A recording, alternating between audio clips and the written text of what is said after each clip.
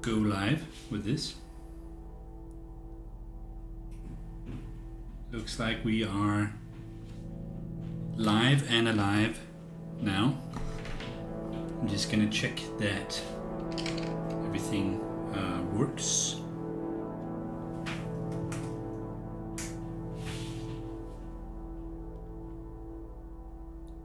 So we need to go here to 42 tones. And we're going to check the live feed.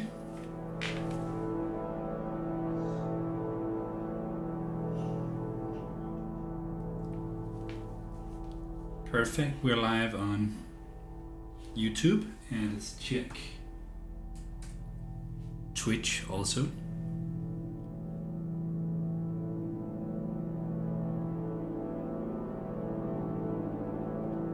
And it would appear that we are also live on Twitch.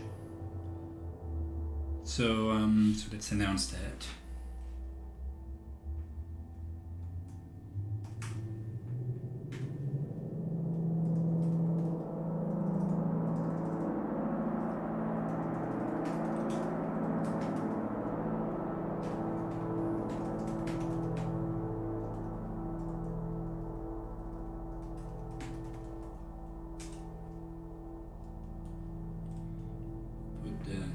Twitch link, and we're going to put that YouTube link as well. Just need to get it here.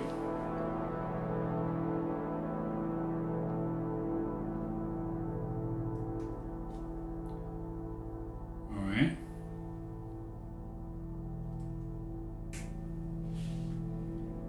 Let's send that out. Let's see what happens. Remove embeds.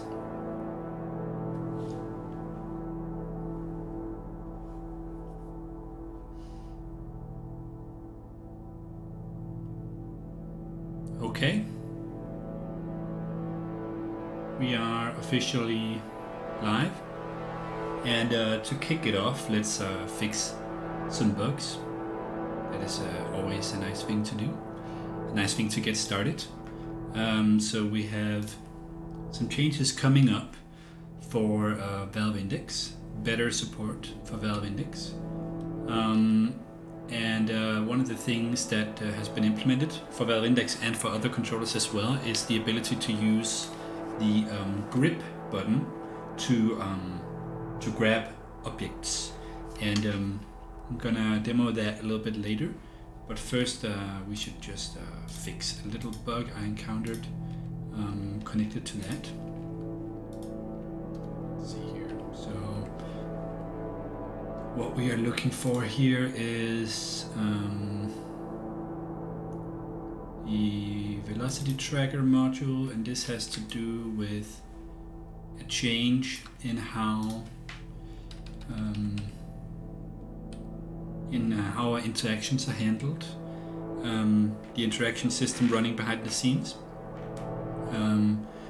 is now sort of running two parallel things. It's running like a grip interaction thing, and it's running a and it's running a what's that called? A trigger tweak interaction stream. And most things have been updated, but this velocity tracker, I've just forgotten to update this so that it only responds to tweak and not to grip, which I think that's the way it should be. So it should literally be just that, and we can test that by going into VR.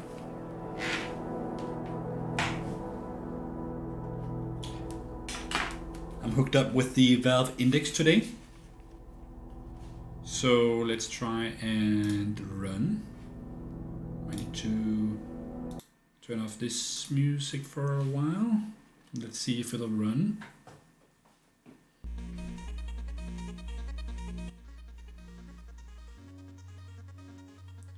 Okay.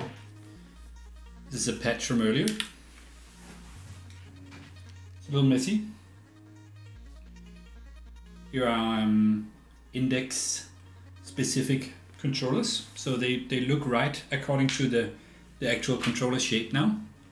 And yeah, a couple of adjustments there. And so now when we want to interact with something, we can use the trigger like we did before to adjust knobs and faders. And the trigger now does nothing when you go for these handles, but now you can use grab, and when you grab, you have gotten a hold of them. So that is now how you can move stuff around.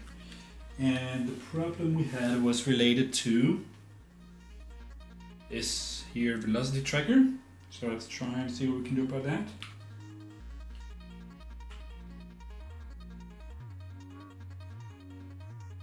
So that works, and I should not be able to grab it with the grip.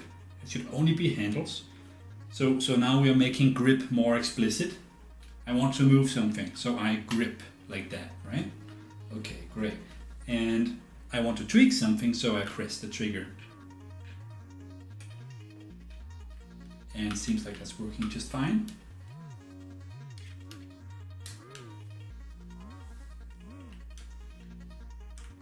Can't grip it.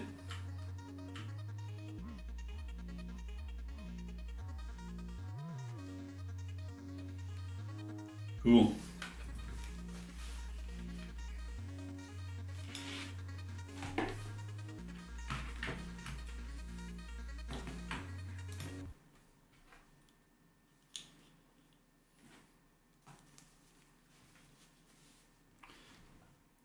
That's good. So we can switch the music back on. And turn it up a little bit. And then what we can do is that we can, let's commit that. So it's just a little fix.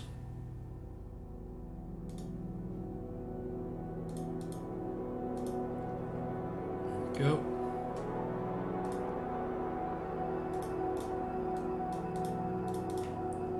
Fix form, ST, trigger, module.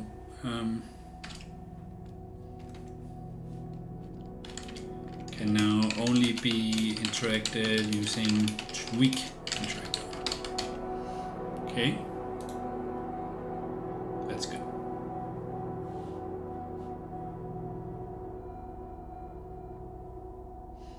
Good stuff. So let's have a little look at the backlog.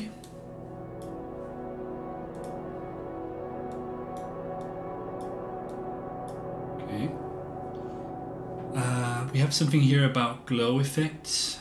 There's a problem right now with how glow is being rendered, where it's sort of it's called like a plane method. So there's a sort of a plane in front of the object, and the sprite is being rendered onto that plane, and that's a sort of a very cheap way to render some glow, but it does cause some problems around like, let's say how you get some problems where the glow sort of glows through other objects, which is not desirable. I think that's for later though. I think first, before we get into that, I think I just want to play test a little more with the index, and also try out a couple of fun things that I saw on the chat today. So actually, let me just get back into VR here.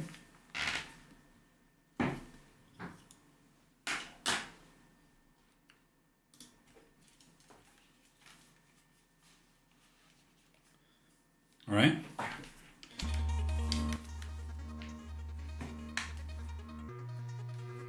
Oh, what's going on here?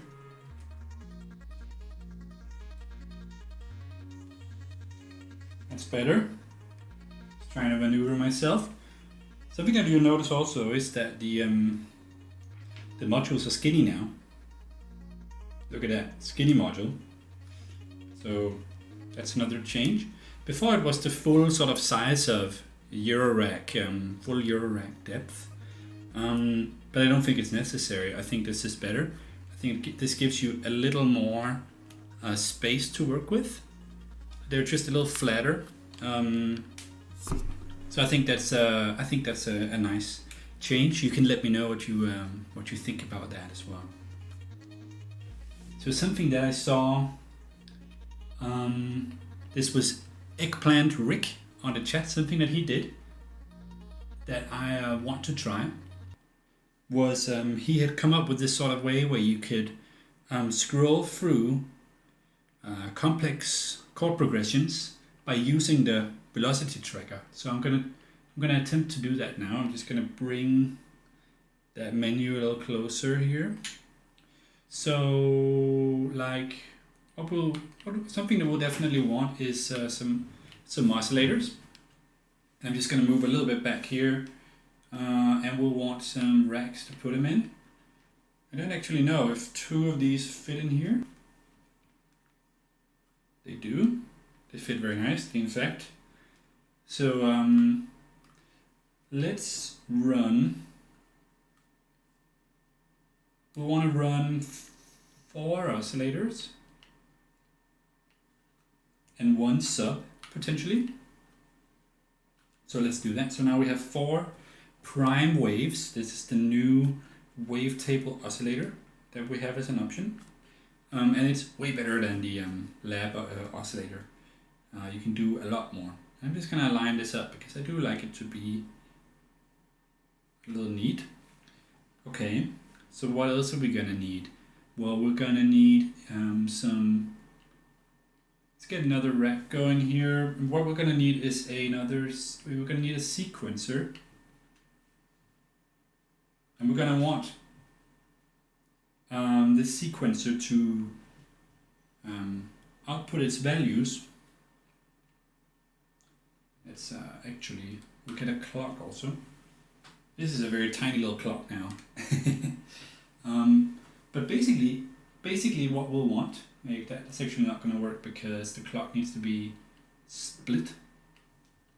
But what we'll want to do, in essence, is we'll want to patch the clock to each of the sequencers. And I'm just not gonna patch it in yet because I want the sequences to run in sync. So I'm gonna wait with doing that. And maybe this can go here just for making it a little nicer. And let's put another sequencer here and potentially I'm gonna lose my menu now. Maybe I'll move it up here. There we go. So I want 4 sequencers to drive this thing that I'm gonna make, right? And actually, before I get too far into that, yeah, I just wanna ensure here that let's just save the progress. I just want to maximize the window so you can see what's going on a little bit better. We'll save this to slot 3. And I am going to stop my session and I'm going to restart here. There we go. Much better. You can see those glow effects I was talking about. If you look, for example, here, if I take my glowing selection point on my interactor and move it behind the module, you'll see that's an issue. Anyway, so let's see, what are we going to do here? We are going to be running the value. We're going to want to be running that through a control voltage quantizer because we want to quantize this to like proper notes. And come to think of it, I don't really like this in the rack if it doesn't fit. So I'm gonna move it out. And let's do like, I don't know, This is something that's been requested, is snapping, and I think that would be quite nice for a scenario like this. So here's all our sequencers. Another thing we're going to want to do is we're going to want to amplify each of these sequences. So we'll feed the value in. We will need 1, 2, 3, 4 amplifiers. So let's do that here. There we go. And a 4th amplifier. And we're going to feed the value into each of these, just so we can control the volume of these signals. All right, good. And then we're going to want to be feeding each of these amps through the quantizer. Whoops, and I accidentally grabbed and tweaked at the same time there. But this is a good actually a good scenario where distinguishing between grab and tweak is good. So here I would technically be able to both grab this module but also start a connection. So it depends on what kind of button I want to use. So if I use the grip button, alright, that's the context of my action. I'm trying to move something around, so then it's going to be this that we're going to grab. Or if I press the tweak button, which is the trigger, then yeah, let's start a connection. Perfect. So we are now in a minor thingy here. And so let's root that. Maybe let's like colorize these. Like that. There we go. So it's easier to keep track of. So we'll send that one there. And we'll send this one here. We'll send this one here. And that one there. Good. So we are now receiving some stuff here. And what else are we gonna do? What else are we gonna do? We are going to let's start running this. Let's feed this clock to each of these sequencers. We're gonna try out the other trick afterwards. First of all, I just want to get the clock running and hear some chord progressions. And I'm gonna colorize again for neatness. I'm gonna want to do that everywhere actually. So let me just do that. Okay, 4 distinct colors to keep track of what's going on here. Good. So we have the clock, and let's feed that now into the splitter module. And we see now everything is running. Oh man, I screwed it up because I didn't have the same time on everything. So what I'm gonna do, just to like mitigate that problem, is I'm going to take another clock and split it and just feed it into the reset of all of these sequencers. There we go. So we know they are definitely all starting at the same time. Perfect. And let's remove that again. Cool. So yeah. So let's reset all these values. Let's see, I can do 2 at a time here. Oh, that's kind of nice actually. Good, good, good. And let's now try to make it so we can actually hear these oscillators here. So what's a good module for this scenario is a 4-channel mixer, which we have right here. Maybe I can be a little creative and I can put it upside down. This might turn out to be a pretty bad idea, but you know, let's at least try it out. Okay, I can tell I'm not gonna be very happy with this solution here. I'm gonna have to do this, and I'm gonna place that something like that. I'm gonna place that something like that. I'm happier with that, even though it's not perfect. It's not perfect, so let's move it. Sorry guys. Just gonna have to do like that. Good. And here's the mixer. And so let's just feed all these signals, and I want to colorize these as well. And I'm getting a little bit out of my tracking zone here because I'm running on just one base station, just for convenience. There we go. And now I want a way to hear it. So, so let me put speaker here. I'm gonna feed the right to there. Let me just turn down the volume. And let's get another speaker and let's put that up there. And feed the left up there. Good. And it all sounds like sine waves right now, and that's fine. Oops. Let's make them all like half squares. Good. And now we want to start feeding some chords to it. So actually notes are already being fed in here. So if I do like this. Let me try and see if I can get the same.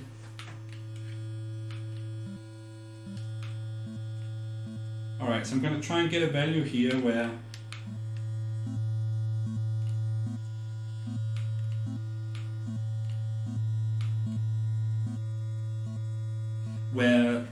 having the fader at 100% is going to mean that we have one octave above.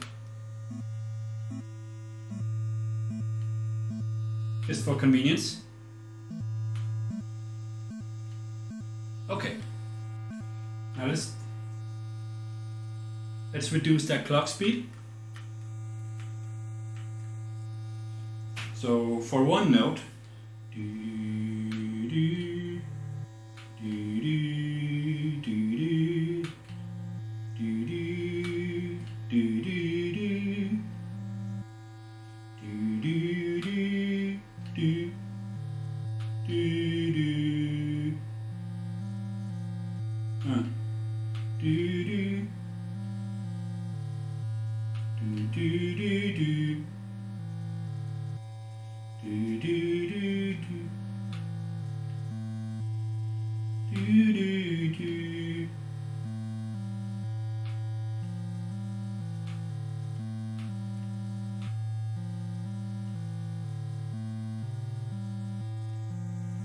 okay, I feel like that's a good sort of bass note, and that's the purple voice.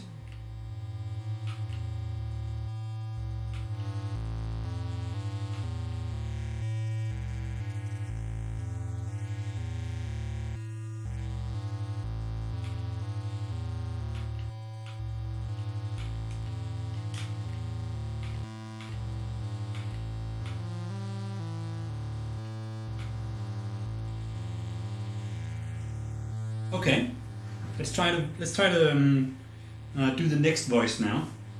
Let's just hear. This is my bass voice. We're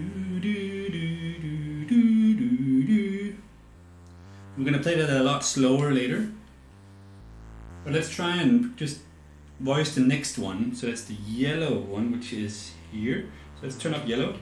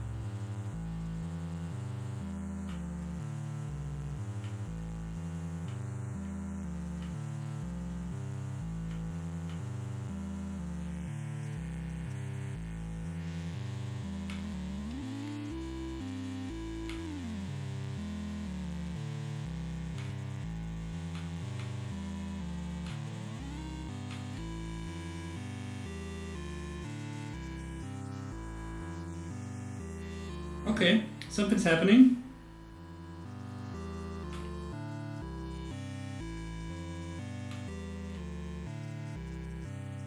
Okay, let's try to voice the next one. We want that to be a little high. And this is green.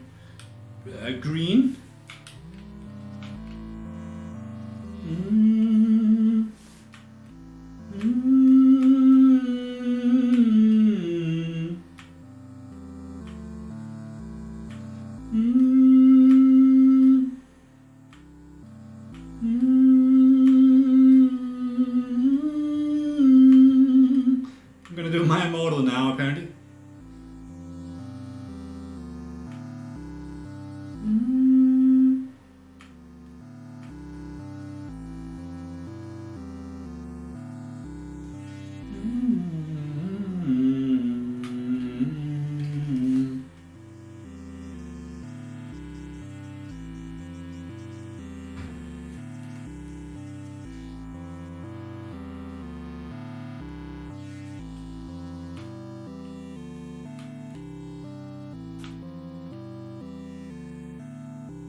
Okay, so that's another voice. Let's bring in one more voice.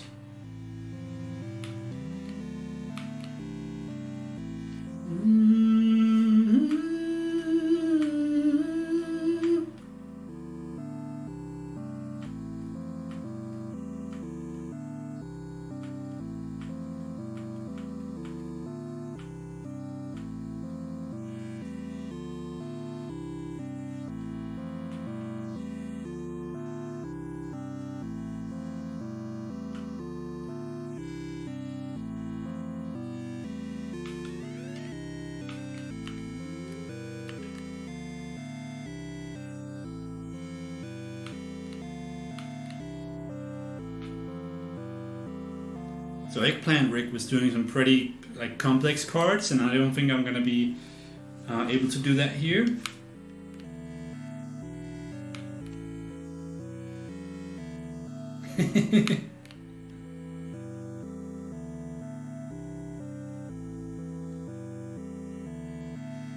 Like this though, sounds pretty cool.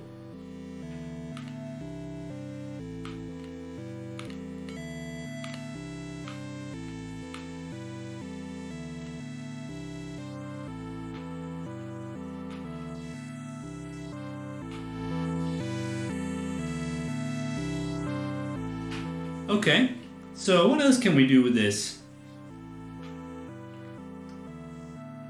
Can we do some interesting panning stuff?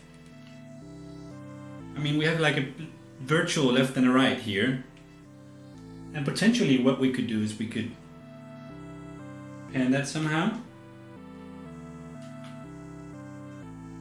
Well, that sounds nice. I like it already. We just check the chat.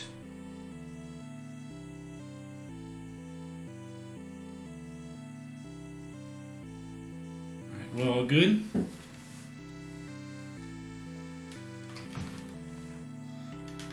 So, let me just teleport over here. Now we have some cool panning something going on. Let me just get 4 oscillators and just pan stuff, just for the fun of it.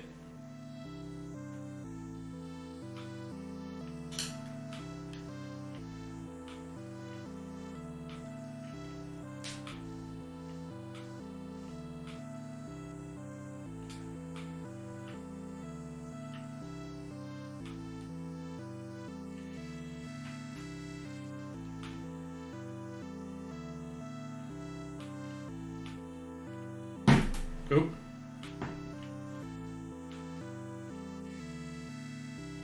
I like it. Let's feed something from something to something. Let's feed maybe one of these voices into the FM of one of the other voices.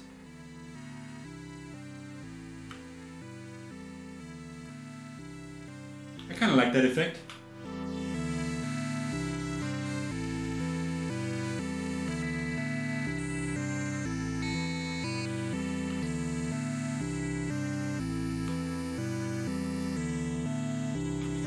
What if you modulate the wave somehow?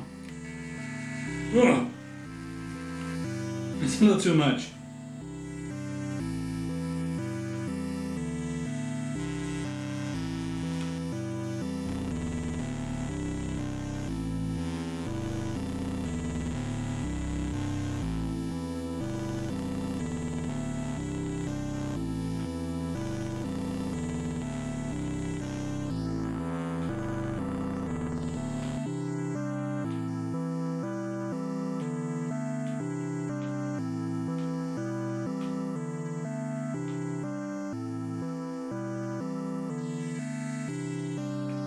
Okay.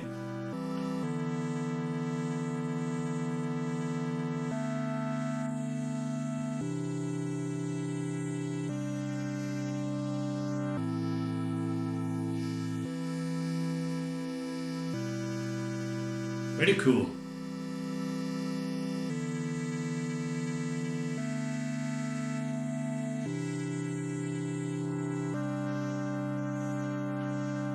Now the question is, how do I set this up so I can control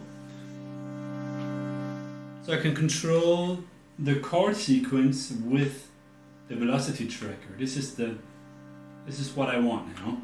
This is all I want in life. And I think the way that he did it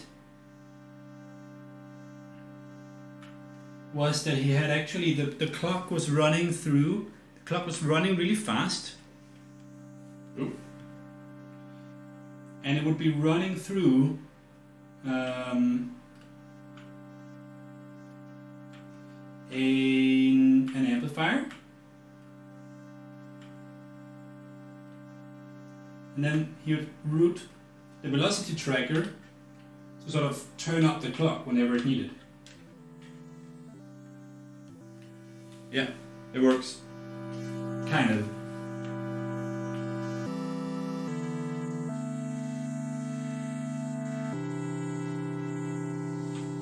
Okay, I see the issue with this.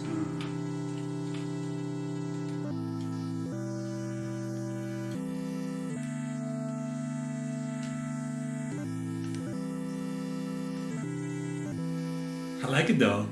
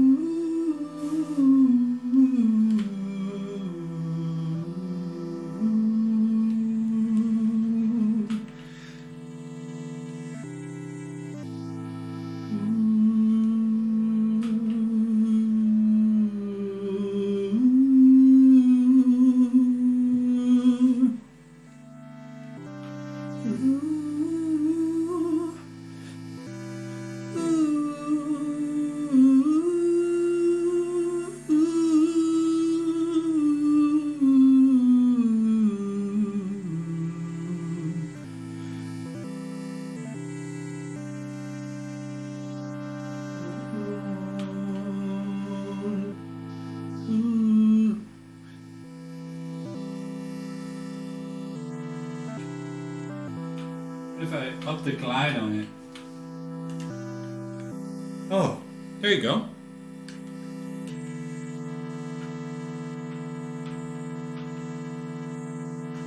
So I have to get the glide just right and the strength.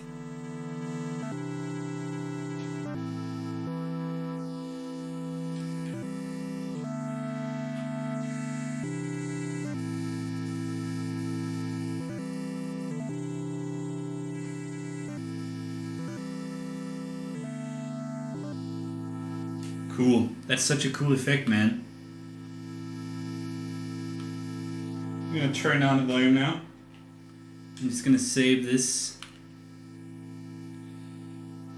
And do we want to do anything else? I mean, let's just add a beat to it, just for fun. You know, can't hurt. So I'm gonna go for another prime wave. I like this little prime wave module here. It's very handy. I'm gonna have to move the menu now. And so what I'm gonna need is I'm gonna need a sequencer, another sequencer, and that sequencer is gonna feed to an envelope generator. I'm gonna need to move that. And something you can do with the menu, if you're not aware, is you can scale it. In this situation, that's what I need to do. So I'm gonna scale my menu, make it a little bit small. Okay, so I'm gonna need also another splitter. And I'm gonna need that for over here because I'm gonna need to once again, ooh, something happened. I'm gonna need to once again split this signal. Let's try to get it over here. Let's see if we can get doop doop up doop doop doop doop. See if we can get like a good rhythm going, and I can sort of tell by the lights. Let's feed that trigger to the envelope trigger. And let's see what we can do with that. We're going to feed that to pitch in. No, we're going to feed that to frequency in. And then we're also going to need an amplifier. So let's put an amplifier here. Oh. Again, I'm sort of getting out of my control range here with only one base station. That's okay. So there we go. We'll feed that in there, and we'll need to split again the envelope. We'll need to split that in two. So let's go ahead and do that. We'll split that there, and we'll put that there also. Okay. And I'm going to need an output for that. Let's put that up there.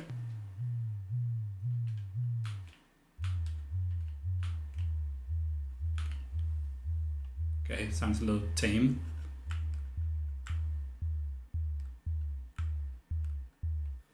See what we can do about that.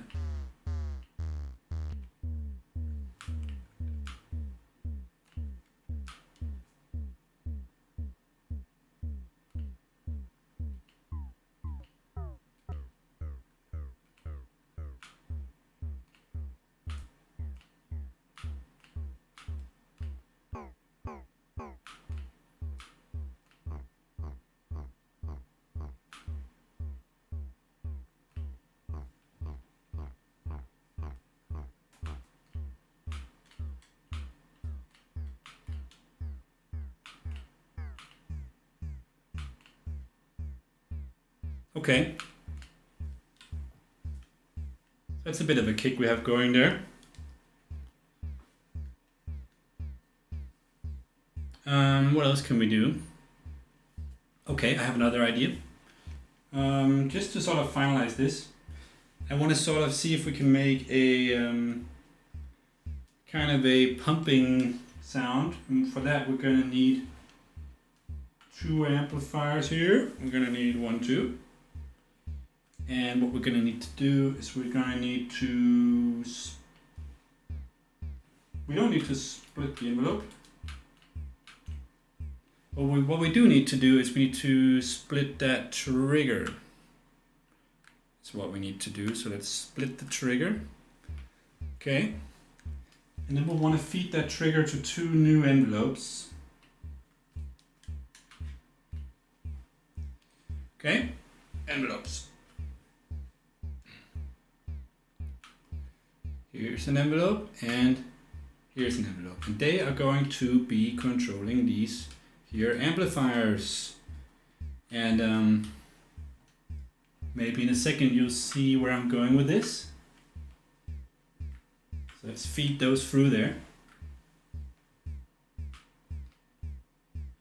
And we'll feed this through here.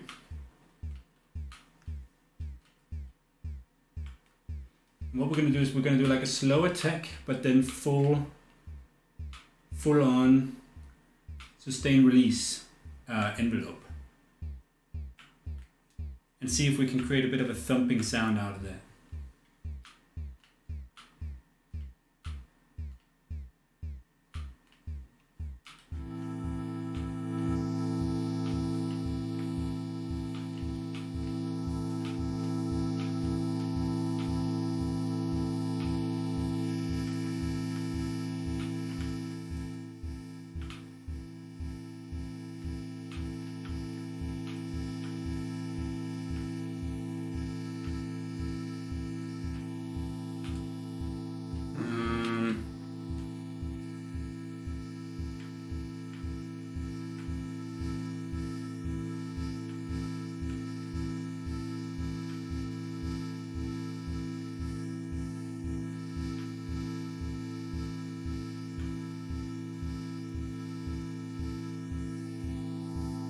Kind of. No, it's not exactly what I was envisioning, but you know, we can go with it for now.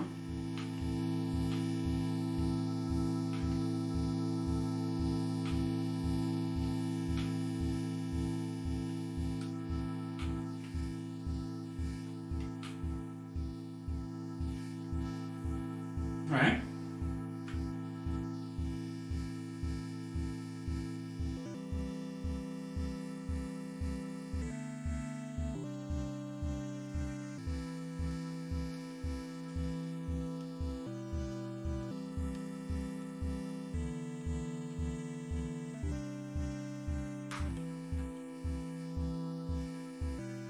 Yeah, I don't know.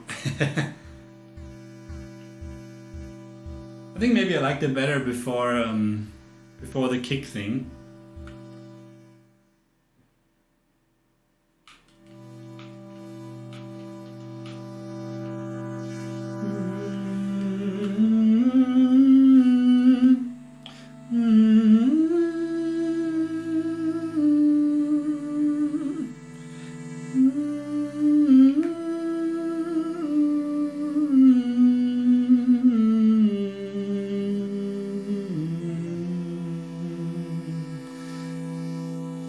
Yeah, you know what? I think that's pretty fun.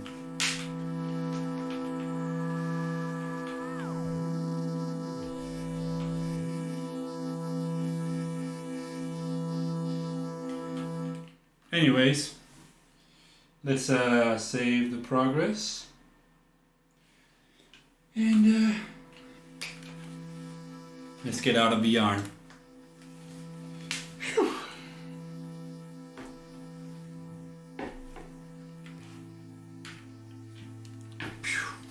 I have a very sweaty face now. So, that was a little jam in SynthVR. Hope you enjoyed. Oh, my glasses are getting sweaty. Let's re-enable some music. So, a couple of issues. Not that many, but something didn't get cleaned up properly. Well, that's okay. That's okay, I think. But what I want to start working on now is not this glow effect. I think this can wait. I think what will be more interesting to work on would be the filter. So let's get right into it. So implement, and I think it's going to be named prime what?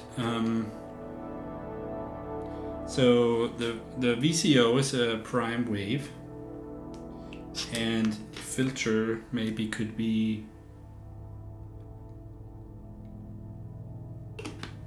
I had an idea for this earlier, forgot about it now. Oh, prime filter. Okay, doing. So let's do that.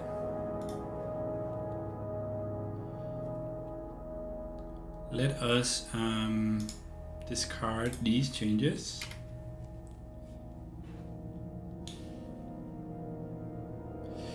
And let us start a new feature.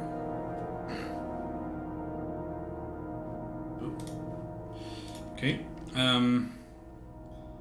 Prime filter. And so this is still an early idea, but I want to start doing the DSP part of it. So what I'm thinking is to have a filter, it's a multi-mode filter. So you want to be able to switch in between different filter modes. You want to have low pass, you want to have high pass, you want to have band pass, maybe band reject, I'm not sure yet. And yeah. And then you'd want to visualize that on the module. And then potentially you'd want some drive, some sort of drive.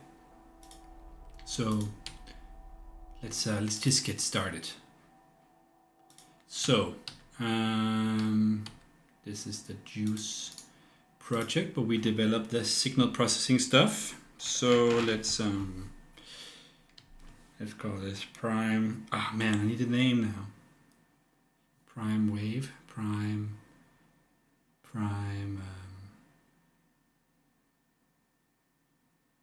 Subtract, Prime Filter, Prime Reduce, Prime Filter. Oh man, I had a name for it.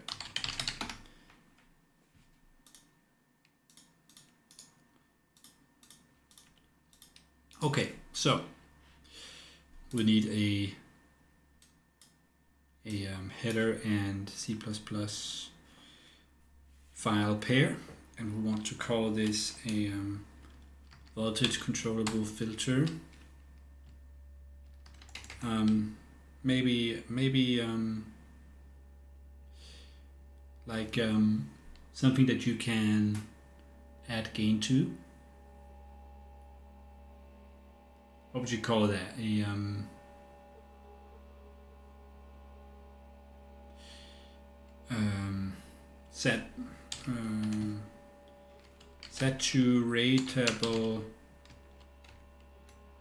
saturation multi-mode filter.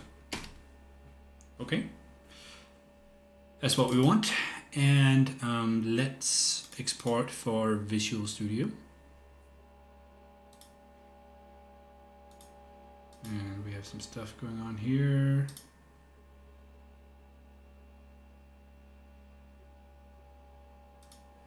Cool.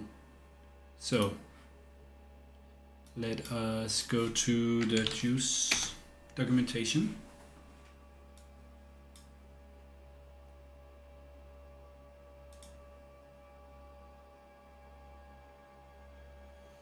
I want to go to documentation. And what we'll want to do is we'll want to take the they have an implementation of ladder filter that I would like to use, and that is essentially ladder filter implementation, which is based on the Moog ladder filter, and I figure we can use that. Oh, and it's got drive. It's got drive on its own. Okay. So we're pretty much good with just the filter. So maybe we can think about what inputs and outputs we need for a filter. Before I do that, I'm just gonna delete these. I'm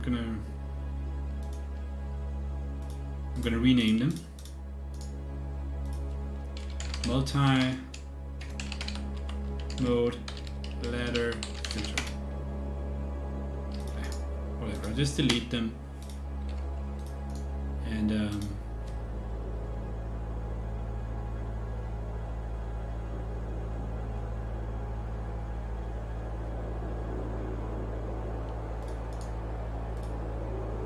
add a new set. I'm gonna call them multi-mode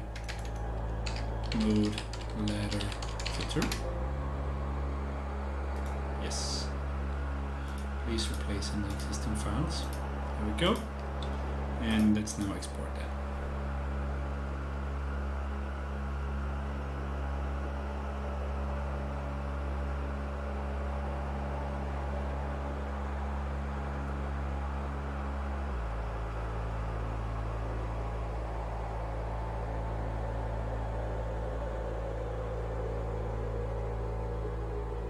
Alright. So here we have Visual Studio and the SynthVR signal processing implementations. And we're gonna go to SynthVR native, and we're gonna go to processors prime filter. And this is the one we will be working with today. Close all but this, and I'm gonna also open the CPP file on the right side.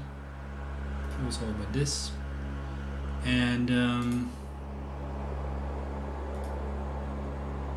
just take a small processor and copy it over just for ease. So let's move that over here. I'm just gonna basically copy paste that in, and I'm also gonna open the CPP file on the other side. I'm gonna copy paste that in too. So we're gonna call this multi-mode ladder filter. I'm going to need to change some of these values. Multi-mode ladder filter. Okay. This is some function that the amplifier was using. Might not need that anymore. So a couple of things to consider. I think the filter, should the filter be stereo? Not sure. Let's have a look at some popular modules, Eurorack modules. Oop. Modulargrid.net. And let's look at Eurorack. And by primary function, let's do filter. And we're gonna want to do a dry-wet mix. That's a good idea. So let's take the filters and maybe we can sort them by popularity. Rings, of course, that's not really a filter now, but not a traditional filter anyway. Let's see. I'm just gonna try and find a simple implementation of a filter. What's this? Three Sisters. So here is a Doepfer one. Here are good general purpose modules. Wasp filter. It's colored like a wasp. That's a mono filter. And it has one input, and it modulates the frequency. You have a frequency modulation input, and I think you should really have a resonance modulation input also, but this one doesn't have that, looks like. And then it has separate outputs for the different filter types. And for this filter, I think it would be better to run one type of filter. I think that would work the best, just from a compute perspective. Otherwise, we have to compute 3 filters all the time. So I'd rather have you choose which one you want to go for. So mode, yep. So we can ladder filter mode, and what kind of modes do we have? We have low pass, 12 dB per octave, and we have high pass, and we have band pass. Okay, so we're gonna want a parameter to set the mode. We're gonna want a parameter to set the frequency, and to set the resonance and the drive, and then we'll want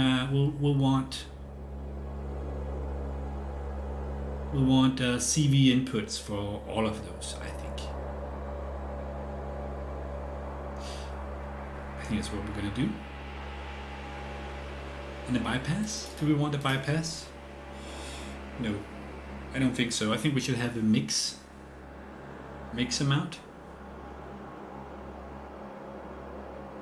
So you can mix in the filter with the original. So for parameters, let's do mix amount. Okay. Amount of filter versus other. And let's do another flow parameter, which is going to be filter mix. Let's call this mix param. Call this filter param. We'll call this resonance param, and we'll also want a drive param. There we go. We're not gonna want a gain processor, are we? No, I don't think so. But we're gonna want a an integer parameter for the filter mode. So int mode param. Okay. And so we'll have an input-output channel. That's gonna be channel 0, and then we're gonna take filter. Say input channel is gonna be 0, and also output channel is gonna be 0, and then we're gonna take frequency modulation. We'll take 1.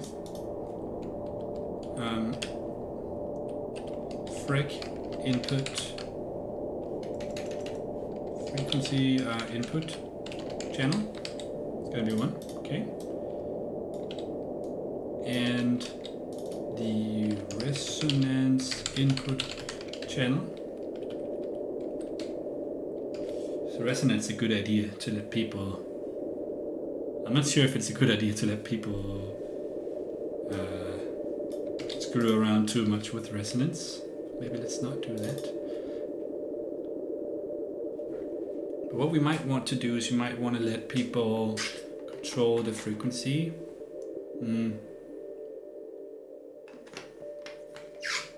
No, I think you should be allowed to control the resonance. We just need to control it in code, that it doesn't sort of go out of bounds or go to some crazy value. And we'll also want to let you control the mix of the channels. Mix in the filter, and yeah, I think that's it. Do we want drive?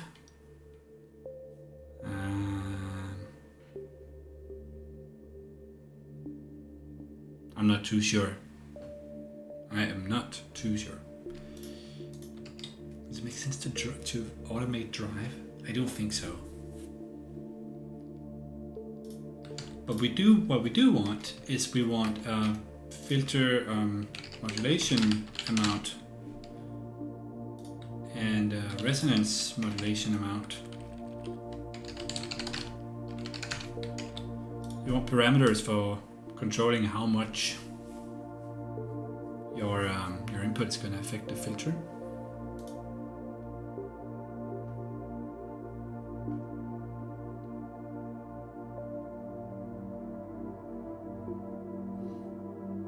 Yeah.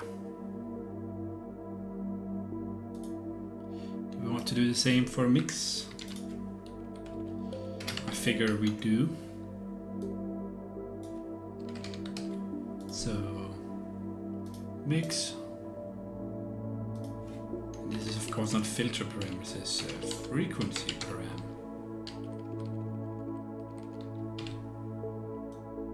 Frequency modulation. Good.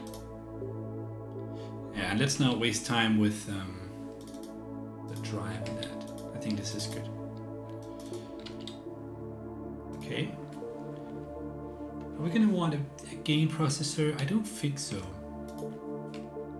I think we're gonna want a couple of things. Let's just comment it out for now. We're gonna want a DSP ladder filter that processes float values.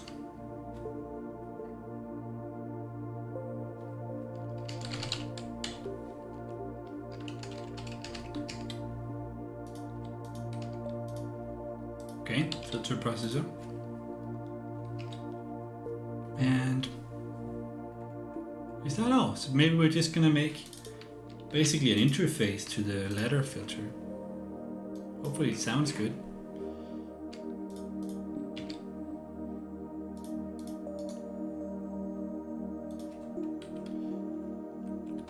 I'm just gonna rename this here.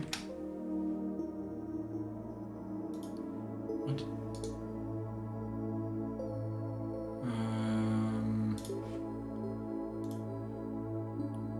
I think I have some leftovers. Let's go to SynthVR juice and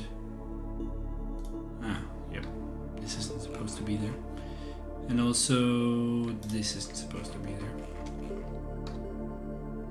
So let's delete those.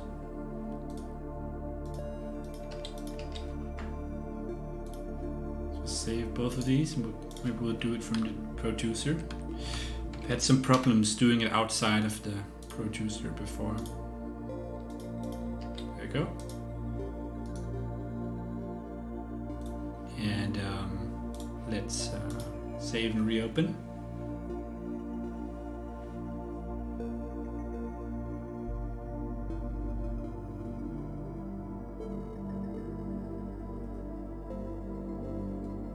Just waiting for that to happen.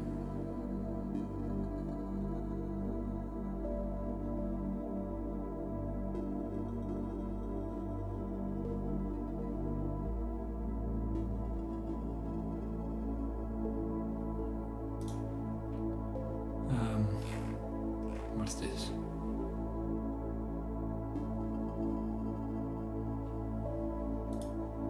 Let's say okay to that.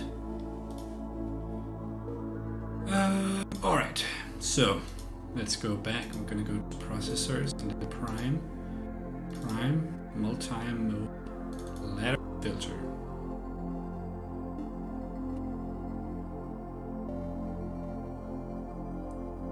Let's see, we have people watching. No one is active in the chat. So guys, if you want to interact, join me in the SynthVR live channel on the Discord server. That's the one that I'm actively looking at. If you just like to watch or listen along, that's also fine. So set up again. We are implementing the multi-mode ladder filter, and we're doing a little bit of copy pasting here. So let's just get that done. So we know how many inputs we're going to have, because we're going to have audio in, and we're going to have frequency, that's 2 channels, and we're going to have resonance, that's 3 channels. Then we're going to have mix, that's 4 channels. And for outputs, we're going to have just 1 output. At least for this first iteration. Okay. And I'm just going to finish doing this stuff here. Comment this out so we have it for later, so we can see how I do things. And comment this out. And remove this. Okay. So this is going to be our filter processing class. And what we're going to do is we're going to start by defining all of these parameters. So mix param is a float.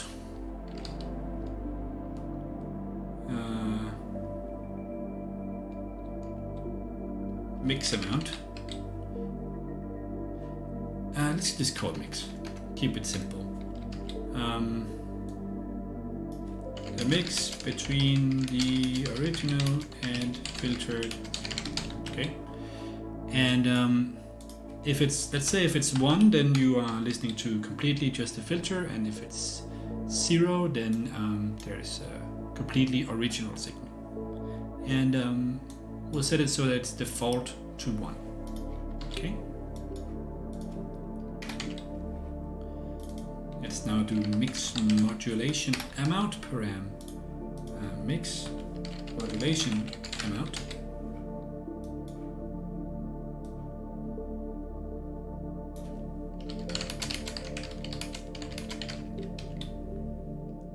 Hello Neptune. You didn't see the ping. That's interesting. I was changing some of the notification settings for the server, so that could have been it, that it didn't arrive. I tried to disable the notifications and then just use here, add here to let people know. But maybe it gets lost sometimes. I don't know.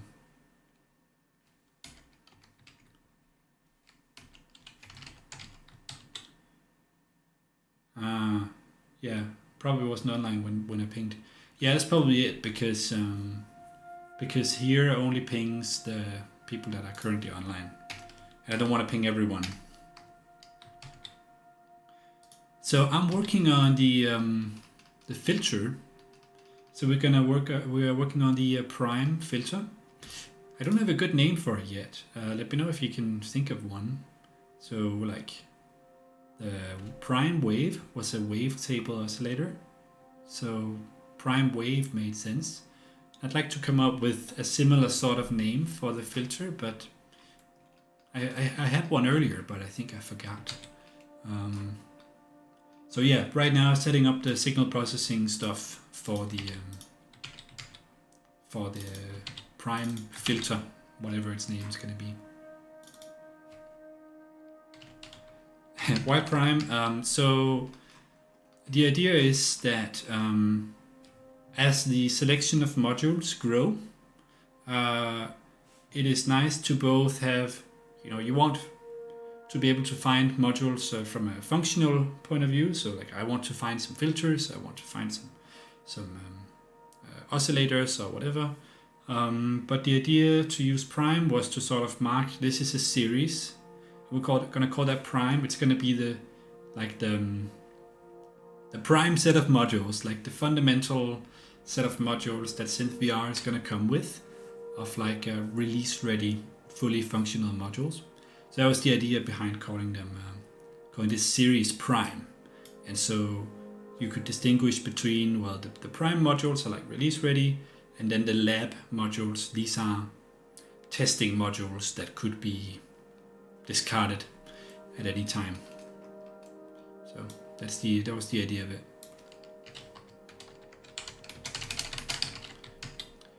So for frequency, let's set a value where, I don't know, where you're gonna hear it. I think that might make sense. And frequency modulation amount.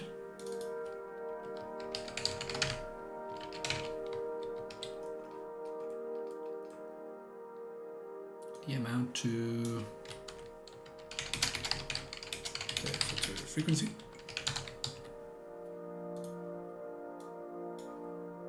Ooh. And you know what? Actually, I'm realizing now that I think I would like to make it so that these are bipolar, so that you can either modulate the mix positively or negatively, depending on how you set the button. I think that might be a nice functionality. So that's an attenuator sort of functionality. Let's set them 0.2.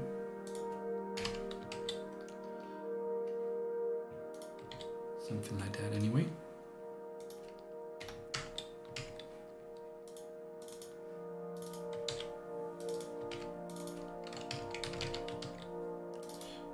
resonance. I'm going to go for a little bit of resonance, but not too much. I want to let you drive that up.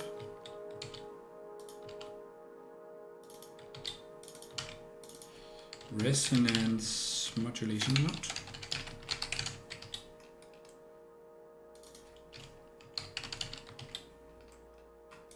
This is just a bunch of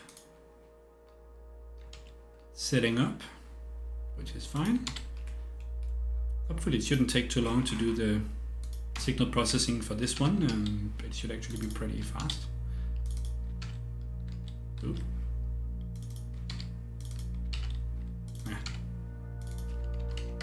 Drive the saturation of the filter. And yeah, you can add some drive. I'm going to set that very low to start. 0.05, maybe 0. We'll figure that out along the way.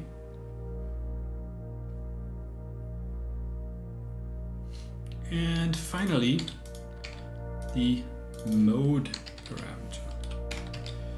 This is audio parameter int, an integer, and that's gonna be mode, the filtering mode to use. Okay, and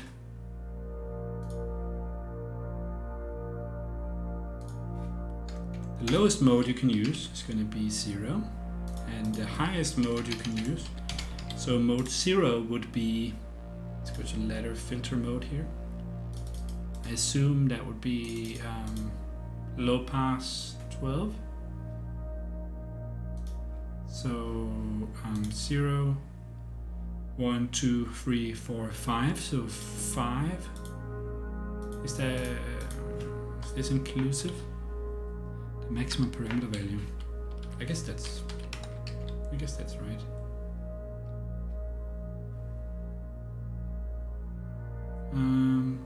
Okay. So it should be the parameters, and then we need to set up the signal processing stuff. What we need here is we want to prepare the filter processor. We'll want to do a couple other things too. We will want to set the cutoff frequency. Oh, right. The frequency, of course, is not between 0 and 1. The lowest cutoff frequency you could choose should be 0.5 hertz, maybe. And the highest cutoff frequency you could choose should be 15,000 hertz, potentially. And by default, let's do 3,000 hertz. How long do you think till you test it? I think it might be another 20-30 minutes. I'm gonna be on until so right now it's 7:45 DK time. I'm gonna be on for about an hour and a quarter. So probably in like 30-45 minutes, something like that. If you have to leave, no worries. No worries. You'll hear it later, hopefully.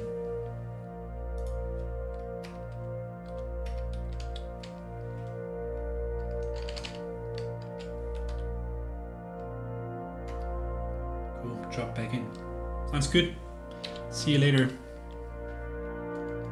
See you later, alligator. Okay. So,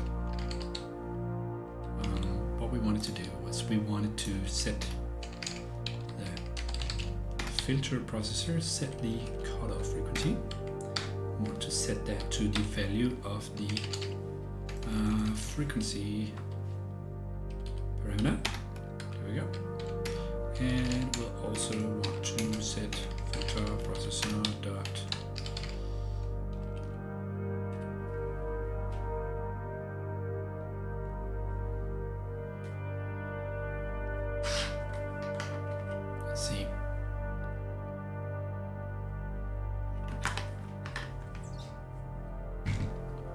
What does reset do? Resets the internal state variables of the filter. Okay. Maybe actually we'll want to do that. Shouldn't really be an issue, but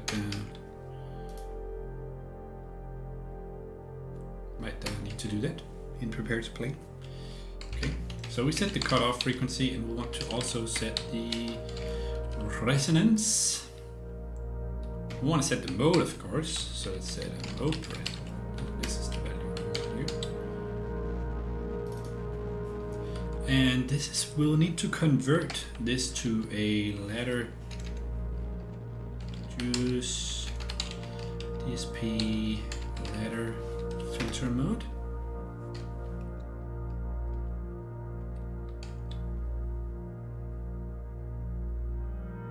What's wrong with that?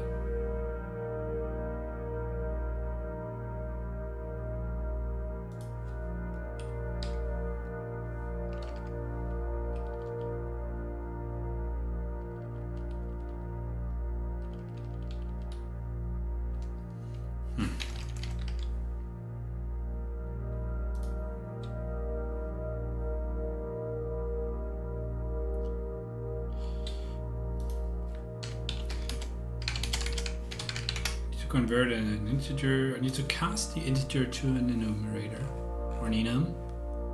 I'm gonna need a static cast. Okay, so that's what we need for that. So we're gonna need a static cast to choose to say DSP ladder. What was it? Ladder filter mode, and we wanna put that in there. Come on, that should work.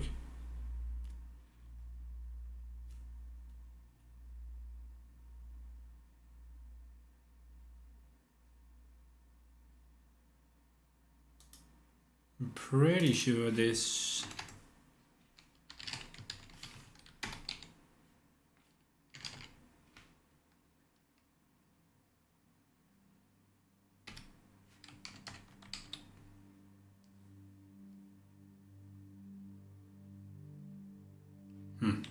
okay, whatever. Mode param.get, it works just fine. So we're setting the mode, and we should do that first, of course. And then we're setting the cutoff, and then we are setting the resonance. Resonance param. And filter processor dot set drive finally, and we're gonna set the drive. It can be any number greater than or equal to 1. So the drive should be 1.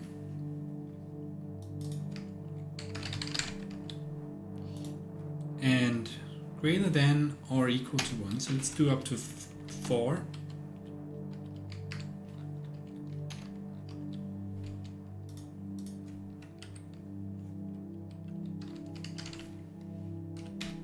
Okay.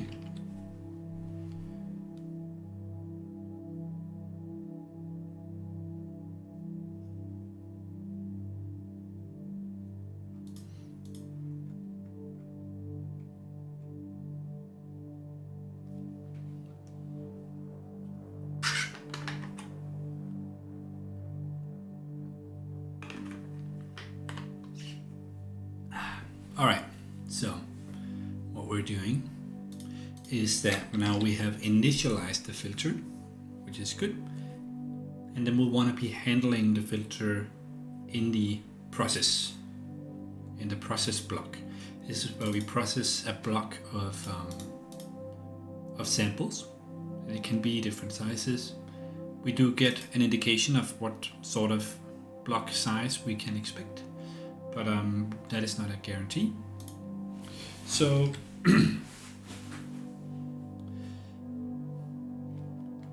iterate through one, since we're just working with one true input channel. This is still true for this. So what we want to do is we'll want to once again update the filter parameters. So each block, the filter mode can't be automated with control voltage. So what I will do there is I'll just I will say I will save it. I'm gonna make a variable called current mode, and in prepare to play, I'm gonna say that current mode is equal to mode param. There we go. Now I should be allowed to do this, and I am. All right, so there we go. And then what we want to check is each block, if the mode parameter isn't equal to current mode, then let's set current mode to be mode param. All right, we'll update that value, and then we will also set the filter mode. Okay, so we're going to do that once per block. So check if the filter mode has changed. Good. And this could probably be optimized by doing something more event-driven, but I'm not that well versed in C++, so I'm actually not entirely sure how to do that. Okay. So what we'll do next is that we will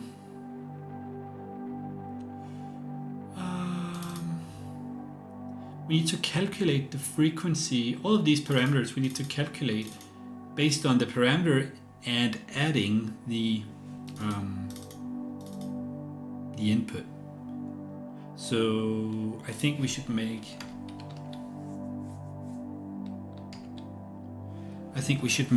a function for that. Calculate modulation, something like that, right? So we'll say it'll take a value, okay, and then it'll take a modulation. That's another value. Let's do original value and then modulation value, and then we'll take a third float called modulation amount. Okay, so we're going to define a function that can do that basically.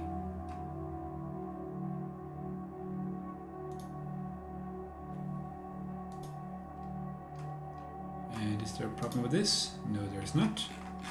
Good. So at the bottom, I will say float multi-mode ladder filter. Ladder filter. Calculate modulation. Float original value. Float modulation value. Float modulation amount. Okay.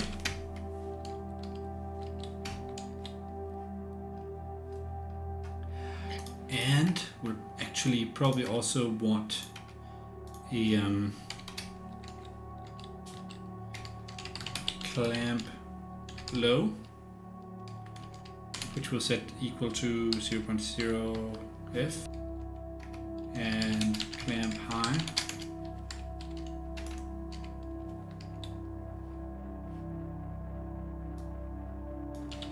So this is basically so to make sure that the value is clamped in between two, so it's like clipped in between two values, so it doesn't go out of range into some crazy amount.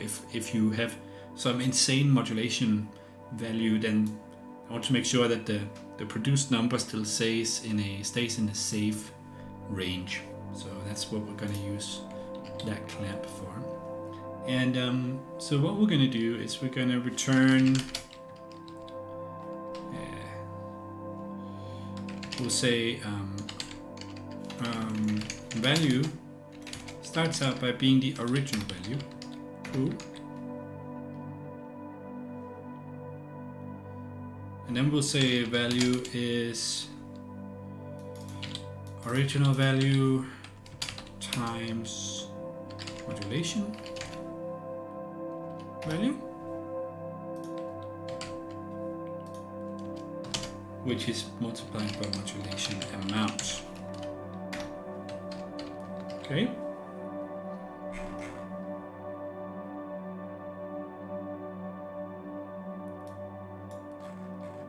And the modulation amount, keep in mind, can act as an attenuator, so it can actually invert that modulation that is put onto the original value. Okay, so that's good. And then we'll want to, I wrote a utility to do this clamping, so let's just include that. Include parameter utils.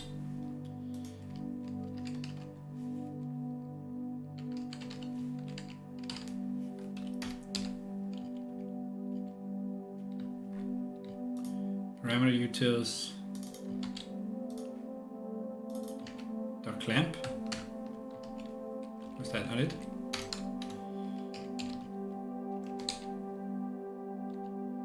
There we go. Again, C# syntax gets the better of me sometimes.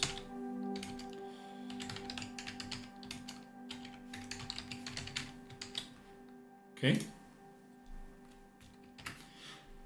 So that should be it. So we have a value. We multiply it by the modulation, which we have multiplied by an amount, and then we'll clamp it to make sure that it's in a safe range. Cool. So now we will want to update things based on this. So filter processor. Each sample we want to do this, so we'll want to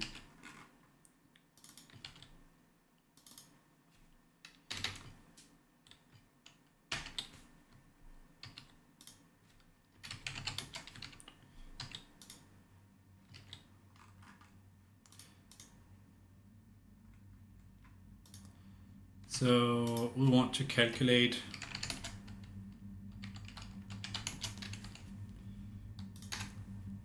I want to allocate some values to do this, so I don't keep allocating stuff in the processing loop. So we'll do current frequency. I feel like I have to allocate this too, so I'm gonna say just gonna put this into a big, like, it's not very readable, but it's something. The long line, which should do something. Current resonance, all right, and current mix. All right, and that's the things. The drive is not audio modulatable at audio rate. So let's say current frequency should now be equal to calculate modulation.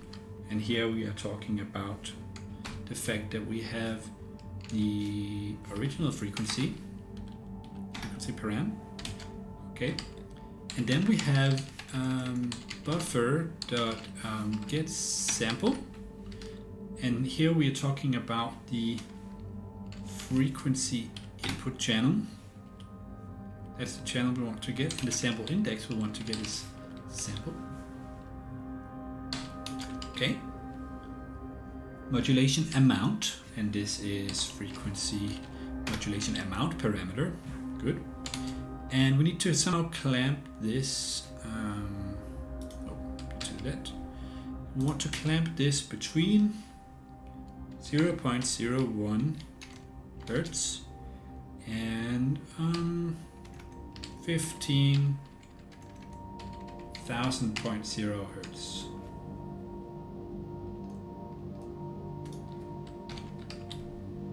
Good. This is the current frequency that we want. And this is very difficult to read, I think. I don't like it. So I'm gonna do that to make it a little more readable anyway. So that's the filter calculated, one sample at a time. And we're gonna wanna calculate also the resonance. And here we want to get the resonance parameter, of course. And we want to get the resonance input channel. Resonance modulation amount. And this should have a different value. It should be between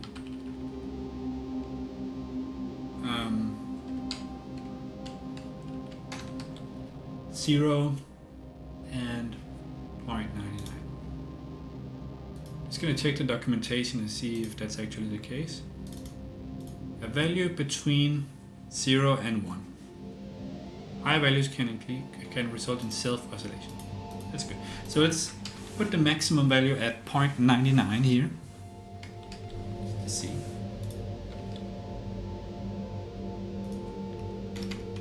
Maybe we can do like defaults here. So let's say a minimum frequency. We'll do 0.01 Hertz. Float maximum frequency is 15 grand. We'll do minimum resonance is 0.0. And maximum resonance, and this is the one we might want to play with this a little bit. I'm gonna start out by saying 0.99, which might be dangerous. We will see. So let's feed that in here.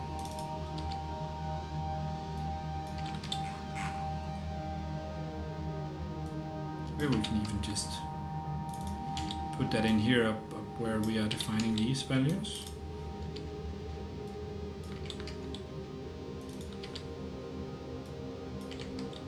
There we go.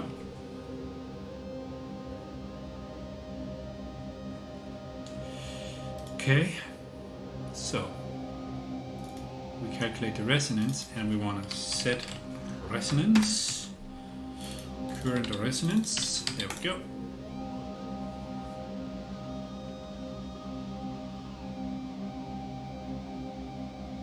Good. And then finally we want to calculate the current mix. This is the mix parameter. Mix input channel. Mix modulation amount. And this should always be between 0 and 1. And so what we're going to do now is we're going to write back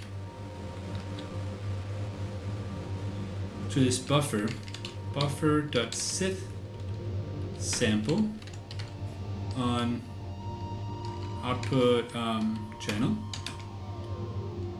at sample, and the value we'll want to set is the mix between the original value at this place in the buffer.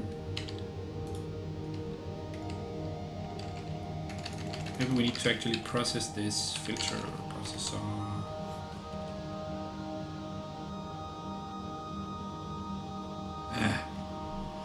It's not set up to process a single sample, which is pretty annoying.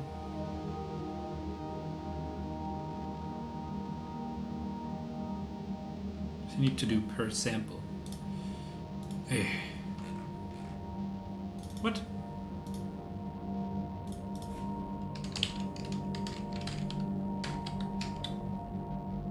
It did have that value.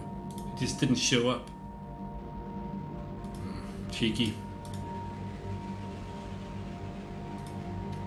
Okay. So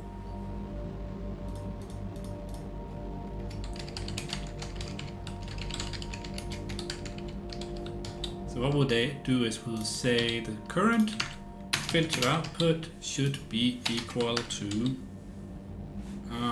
buffer dot get sample input channel sample. So we'll get the input sample, we'll process it. What?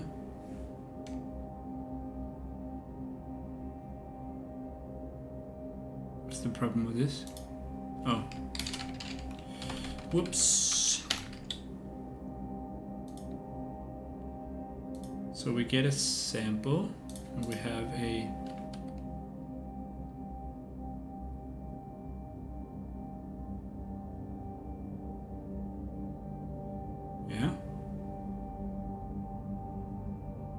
process sample is inaccessible. So process sample here is somehow, oh, so that's why it didn't show up, because process sample is actually a non-public method. So let's see if we can find the set sample rate. We need to do that.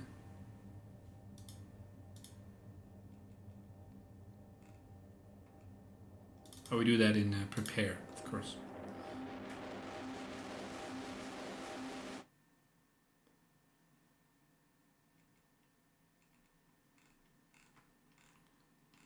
Process.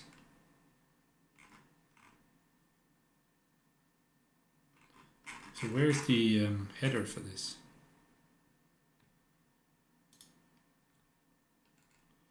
Ladder filter. Here's the process.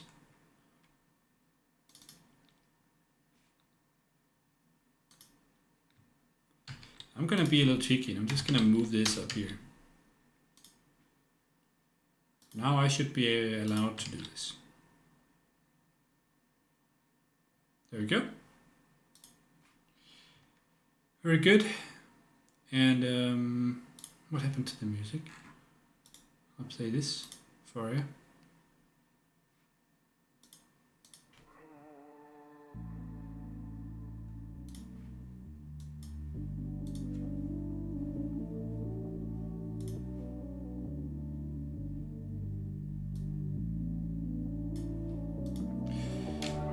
Okay, buffer.set sample, and we'll want to set this. We want to mix in between this sample we've just filtered. So that'll be current filter output times current mix plus the original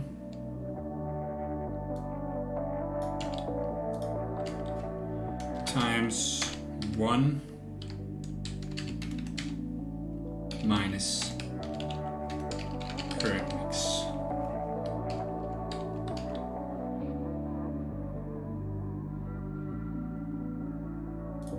Oops.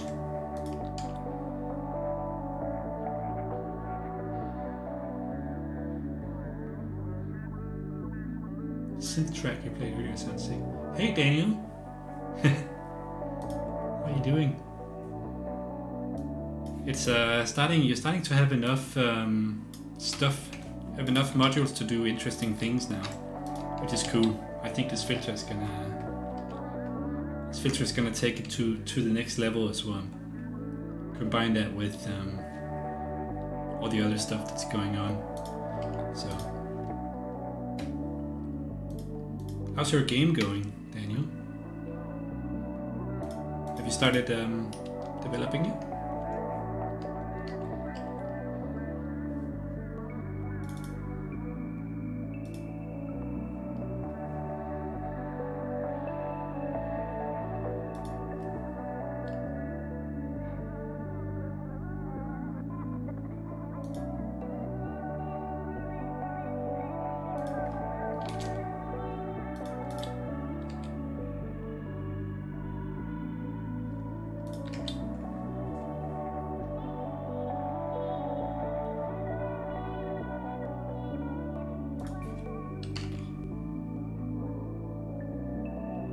Game's going good, chugging along.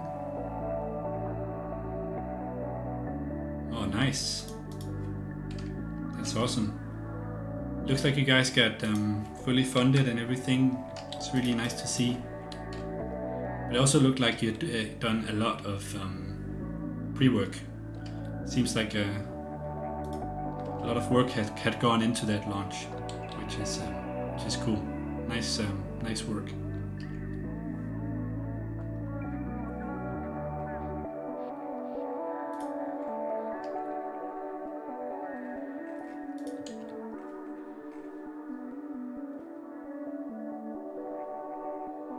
Six months planned ahead. Oh wow. Okay. Yeah. I think you have to do it for a Kickstarter. I think you have to be sort of that organized. Otherwise, if it's sort of a loose idea, I don't think people are gonna bite. I think people want to see that this is gonna happen, and these guys know what they're doing.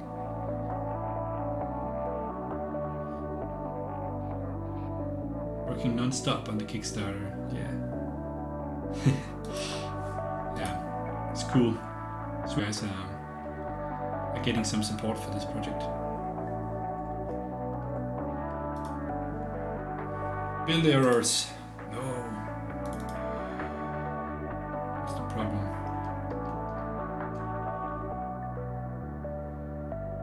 Redefinition of default argument. I think I can't do this. Also, I'm gonna need to include this in the processor API. No. Processor factory. So what I'm working on right now, Daniel, is a new filter. So we sort of have a pretty good selection of like testing modules, and what I've started doing now is implementing the release ready modules according to the prime modules.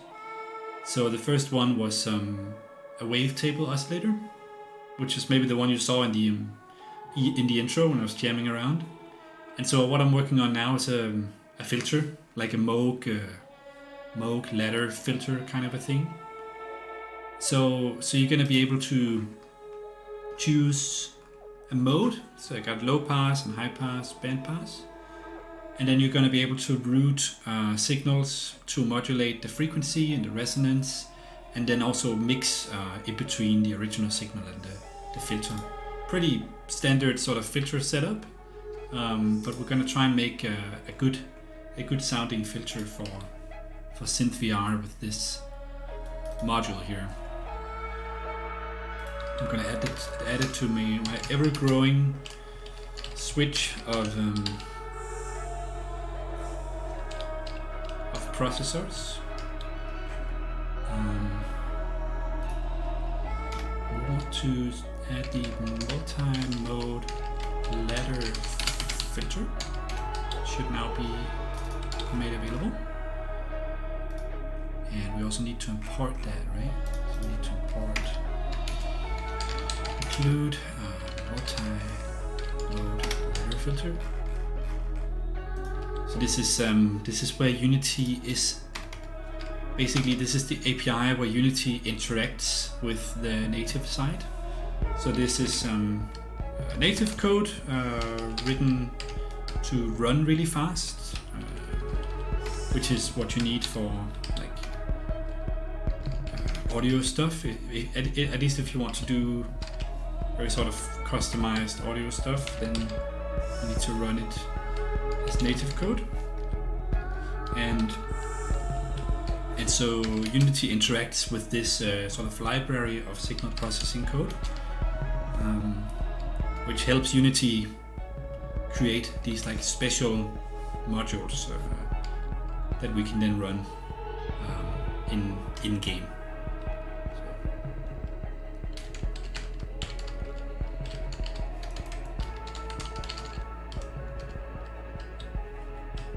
Okay, so now you should be able to ask for a multi-mode ladder filter. Let's see if this compiles. This is always the big question. I'm going to switch off Unity now because we're going to override the native library. Build errors. Cannot open file. Yeah, that's because Unity was running. Let's try it again.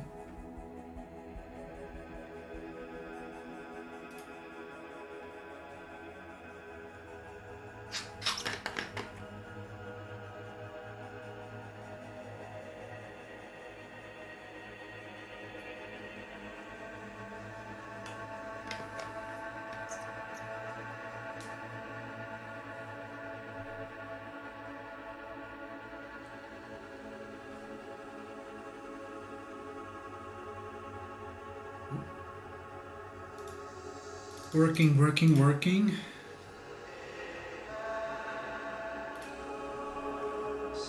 I'm interested to see if this is gonna run first attempt.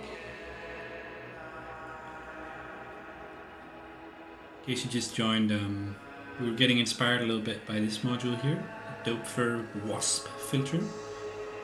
It's sort of some of the same things that we're wanting to do. Gonna have frequency and resonance controls. We're gonna have a mix control, and then we're additionally gonna have this drive control, which is basically just given to us for free by the Unity framework. So why not? Not able to start program, but that's fine because we want to use it as a library. So that's fine.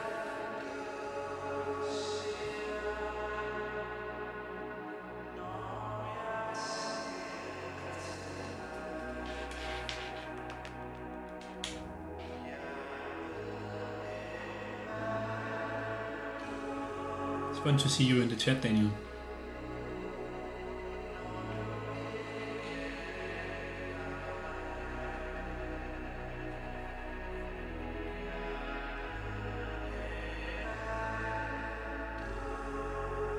So you look up hardware synth racks and then emulate them.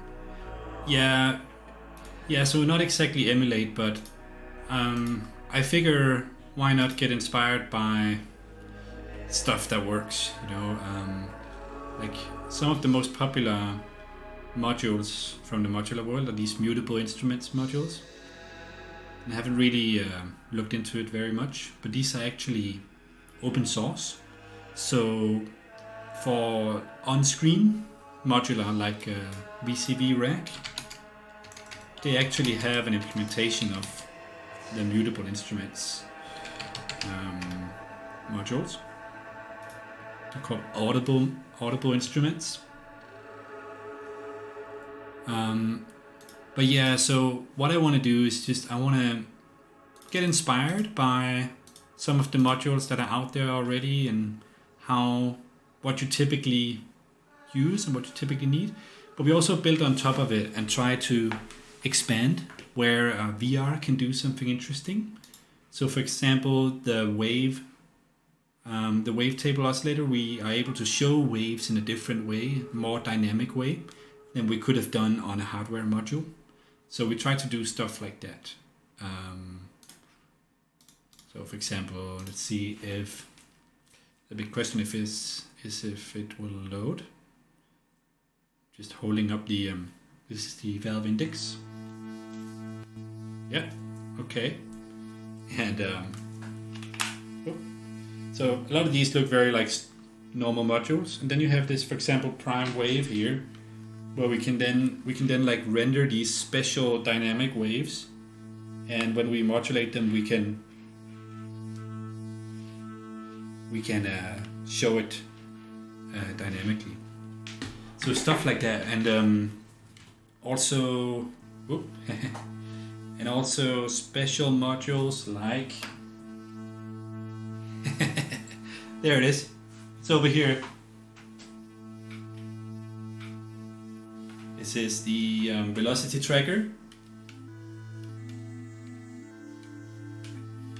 So you can see I'm moving my controller, and then we are sort of tracking the speed of this ball that I'm moving around, and I'm using it to scroll through steps on my sequencer. This is inspired by a guy from our chat known as Eggplant Rick, and he had set up this thing where he used this velocity tracker module to scroll through different chords of his setup, and it was quite cool. So he could make very sort of complex chord progressions that were moving along. It was really a nice job. Anyway, it looks like Unity hasn't broken, so that's always a good start, that Unity hasn't broken yet. So what we're gonna do now is we're gonna try and run this filter module somehow, and I might need to just reset this session to have a bit of a better idea of what's going on. And where did I even put the menu?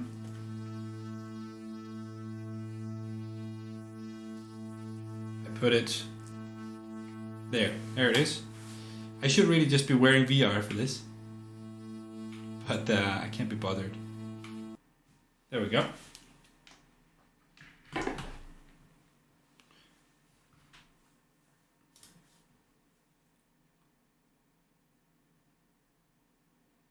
Yeah, downloading a VCV rack. Yeah, that's a good idea. It's a good way to start trying it out. It's such a big problem with modular that it's so expensive. So either you start getting into it and you have to spend so much money getting the stuff you need, or you see something someone else has made, like a rack that they had set up, and then you just have to sort of learn how to use 15 different things all at once. So I quite like the simulation approach, and if you like it in simulation, you can always upgrade and purchase some hardware modules. So definitely give a VCV a try. Okay. So what we need to do now is we can take this, we can copy this oscillator module, and we're gonna call this prime. I don't know what to call it yet, but I'm gonna call it prime filter. Let's open it up. This is the prefab for the prime filter. And I'm going to try and do something with lighting here so I can see what's going on a little bit better. Yeah, whatever, this is fine. So prime filter. It's gonna be a number of HP. This is horizontal pitch units. This is basically the size of it. I'm gonna set it to 30 just for a start. And it is a native module, and it's going to be, we're going to need to add that on the Unity side too. So that is the native processor type. And that is the multi-mode filter processor. That is going to be the number 12.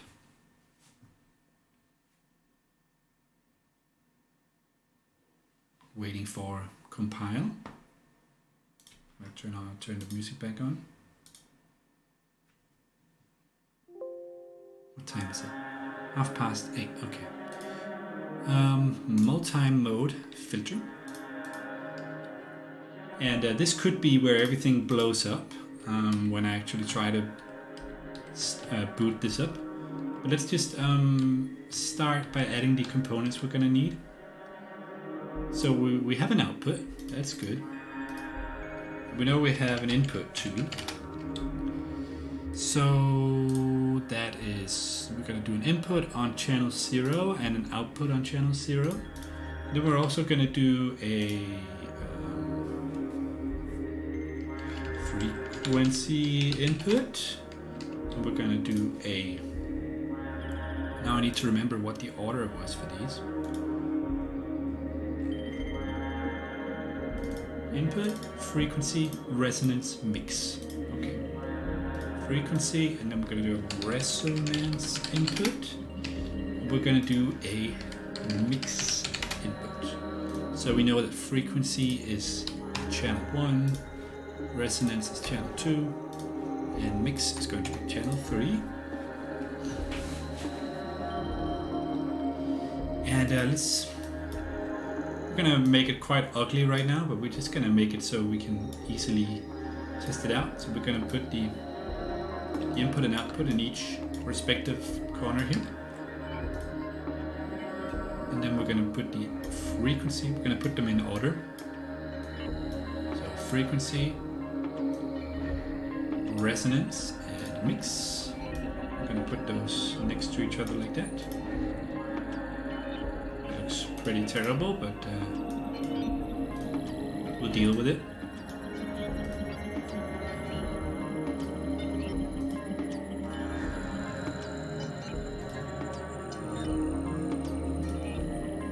Cool. So that's the connectors that we need. And then we have some controls. We could keep this frequency control.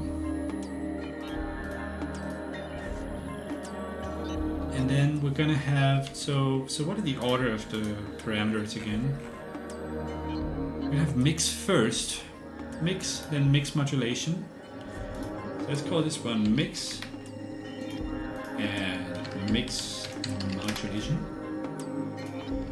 And let's just copy that out a couple times. So we have mix, then we have frequency and frequency modulation. We're gonna keep this for frequency.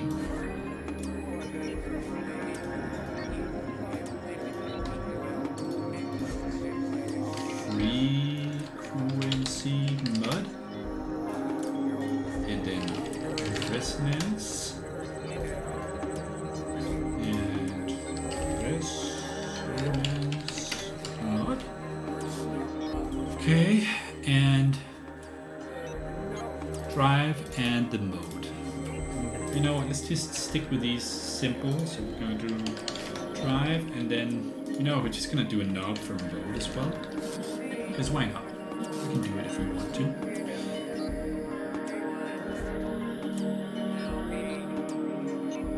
Okay, I'm going to try and put these actually next to where they're supposed to be. So mix input. I'm going to try and put this mix here. And then the mix modulation, I'm going to put that there. Again, we're just testing it out here. So frequency gets a big one. And we're going to put the small one here.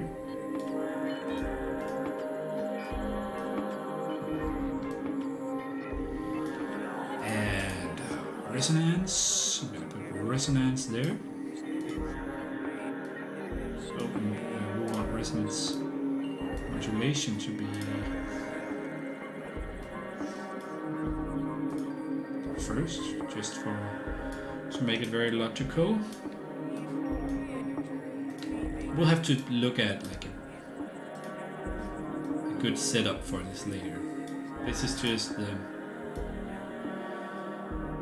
getting all the controls to be available. Okay, so I need to add all these connectors. I'm going to do it this way actually. I'm going to lock this, and I'm going to add them all this way. And we also need to add these controls, and they should be in order now, right? Mix modulation, frequency, mix mod, frequency mod, res. Yeah. So let's add these to the interactions. Okay. Here goes nothing. So if I did something wrong, and this could be something very simple, I could have allocated some memory wrong or something like that, this will crash on startup. So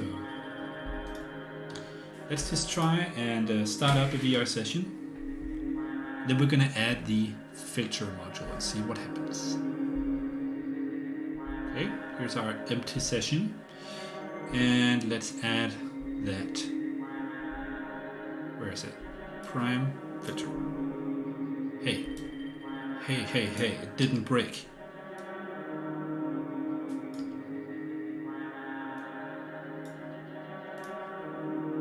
That's interesting. Let's try it out in VR. What's the time? It's past. Okay. We're actually right on schedule, which is good. So, I'm gonna try to not break my ears also, in case there is something wrong with this filter. It looks horrible. But we'll deal with that later. Let me just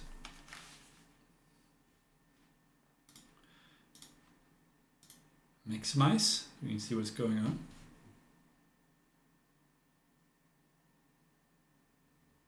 Is the module still there? Yes, it is. Good. So here's our module, and this should be a filter. So let's bring up our little menu. Ooh. There we go. I want to make it a lot bigger. So let's see. We're gonna take the prime wave now. And I'm gonna like shield my ears a little bit because I'm afraid. Oh, there was a tiny little speaker. There we go. Don't know what happened there. It didn't break. That's a good starting point. We're gonna add something to the input here. We're gonna add a full-on square wave.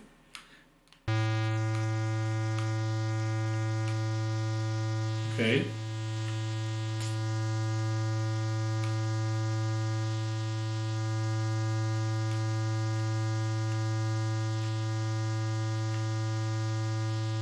I can't remember what any of these things are anymore. This should be resonance.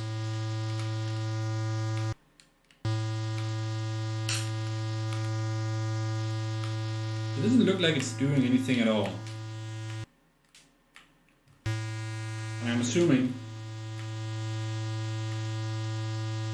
none of these do anything either. Okay. So why could that be? Let's see. No errors. Some warnings, but that's okay. Did we make a mistake with the mixing of it or something?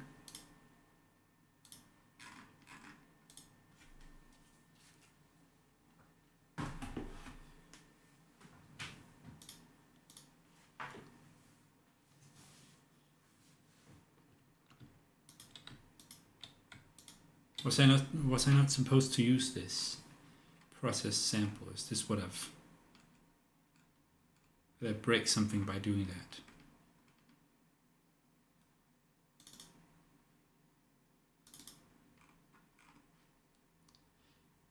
Shouldn't be.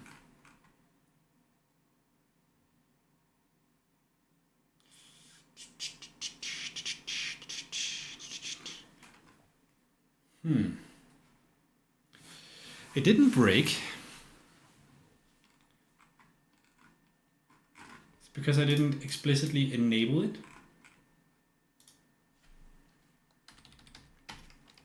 This filter processor dot set enabled to be true. Is that not the default that the filter is enabled? Let's see.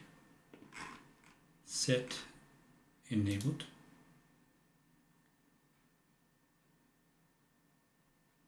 Let me look at the code real quick. I'm just kind of interested actually here to see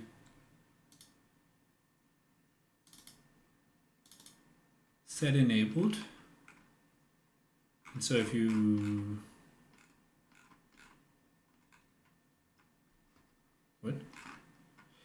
what?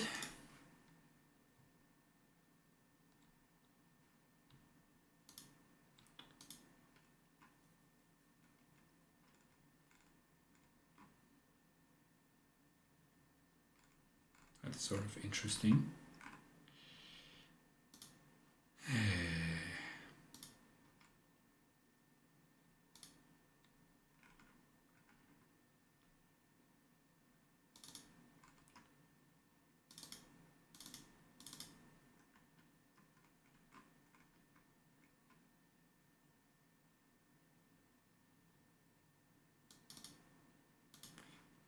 Is it the cutoff that's not in hertz? Is that a possibility? Set cutoff frequency hertz. That sounds like it's hertz. Right? Set cutoff frequency hertz. Current frequency.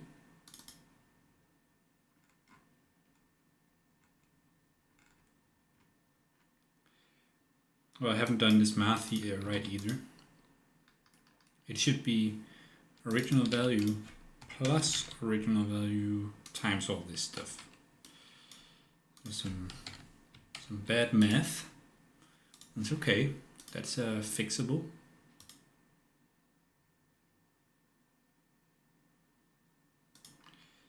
So let's rebuild. Build errors.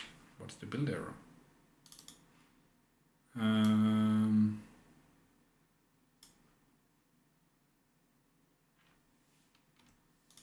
Put the parentheses in the wrong place. It's getting a bit late, so starting to running out of brain energy, which is to be expected.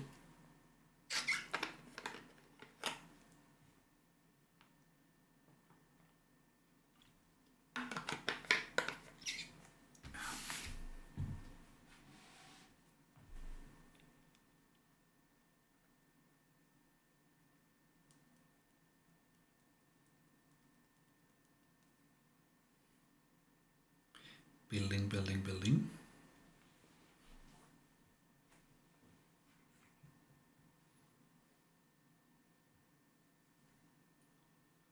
Let's see if anything fun is happening anywhere.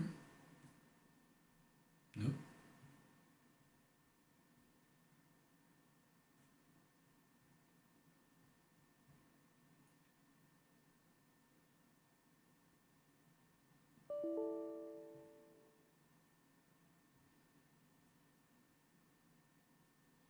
All right,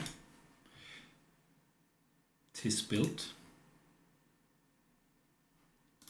So let's start up Unity again. Am I doing something wrong with the mixing here? Filter output times current mix plus the original input times 1F minus current mix. And current mix should be a value between 0 and 1.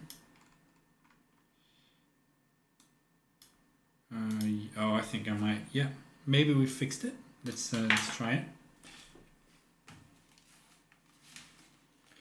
I think it might have been this modulation math that was off. Ooh. Ooh boy. Okay, well it's filtered. That's a start.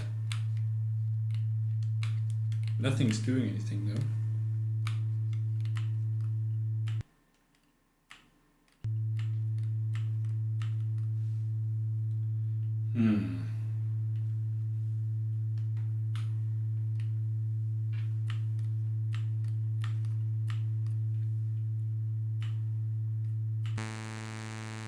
Oh.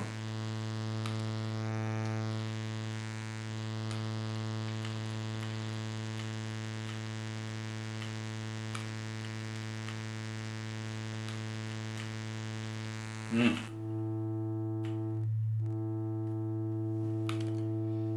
thought it worked.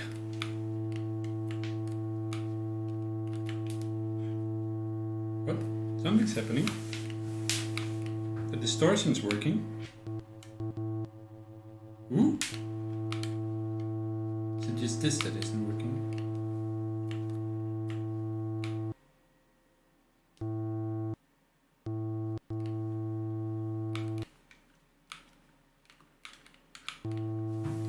Something's happening, so that's a good beginning. This doesn't do anything.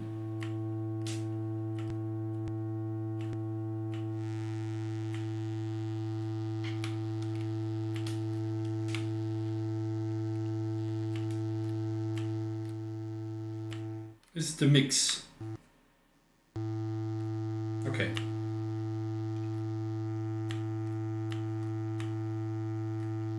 But the rest here, mode is working. Let's agree to that. The mode is working. But nothing else is working.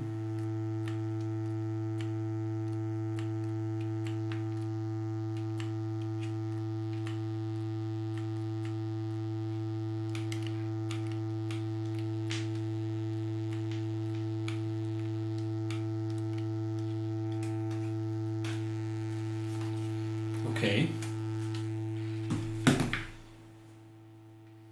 That was a cool effect.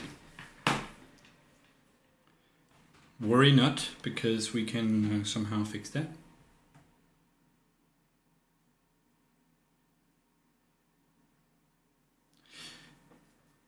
We can somehow fix that. We just need to have a little look at the code again. So what is it we're doing wrong here?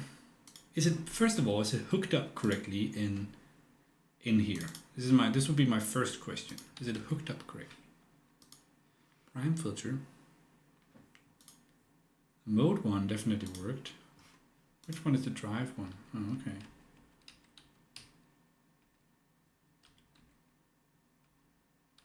So the mix one was definitely working also. And so I'm assuming that we're actually getting this data, but somehow the signal processing part is not doing what it's supposed to.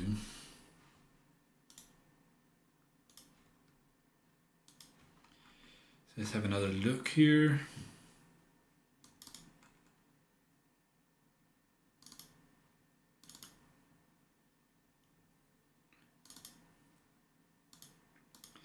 I'm assuming this is somehow wrong.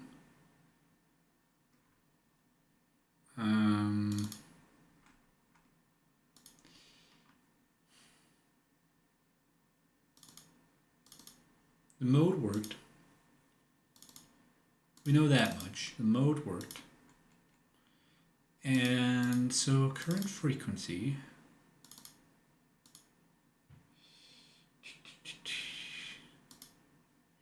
There's obviously something wrong with this.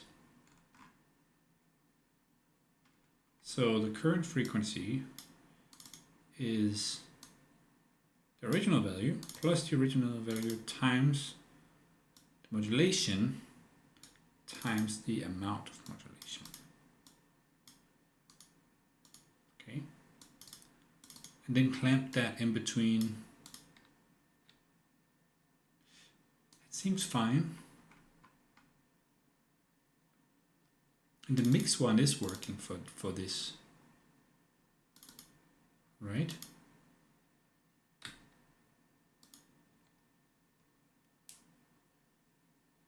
Set update cutoff frequency.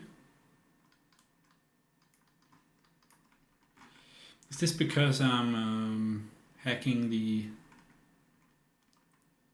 Is this because I'm hacking the process method? I feel like it might be because of that.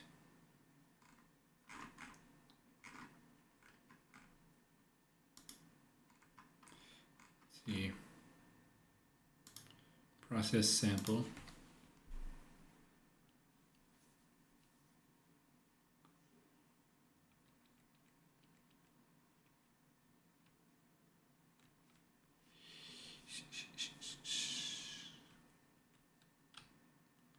Set cutoff frequency hertz.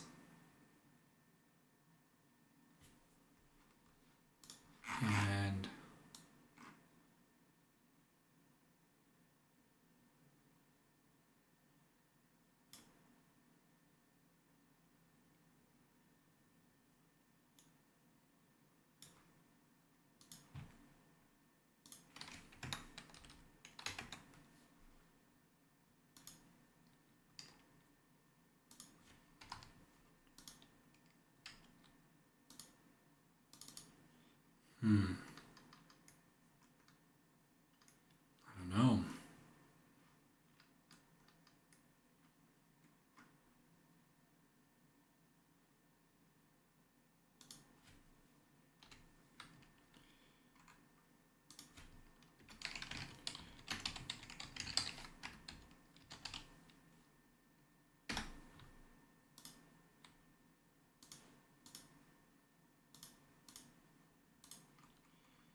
Anything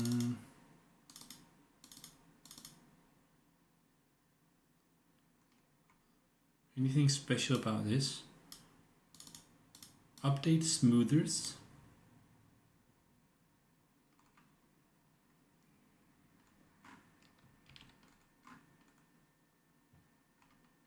For each sample. So it might be these smoothers internally. So if I mean, I'm hacking now. This is sort of what I need.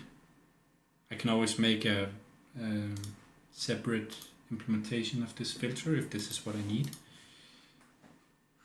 Some changes to the juice code. But syntax error. Ah, yeah, that's obviously a syntax error.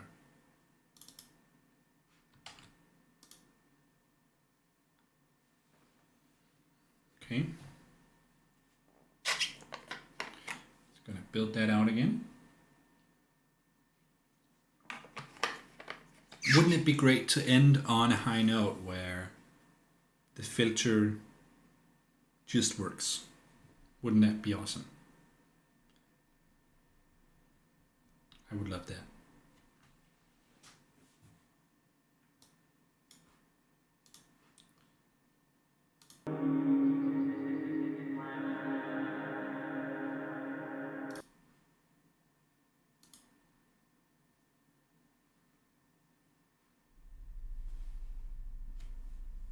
Okay.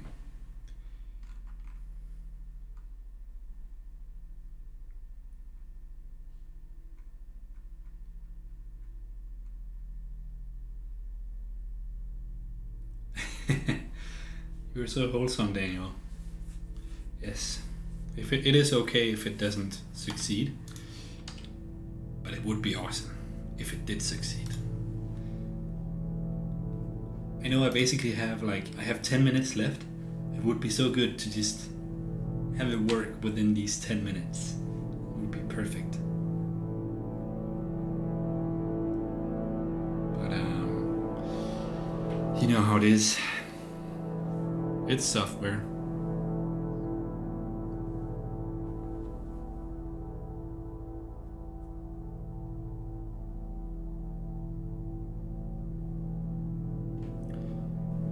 Okay.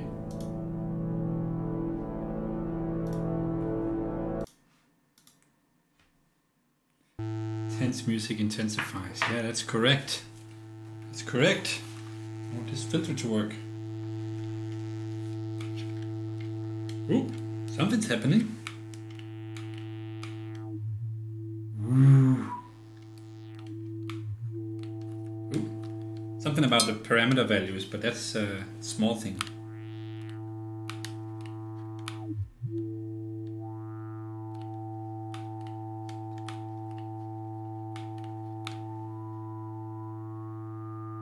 Ooh, awesome. Ooh. Let's gain it.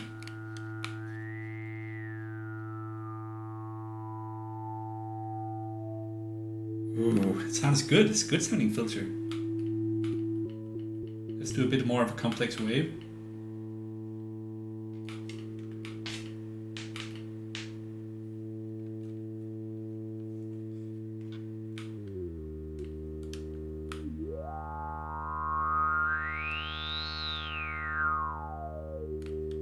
Ooh, good.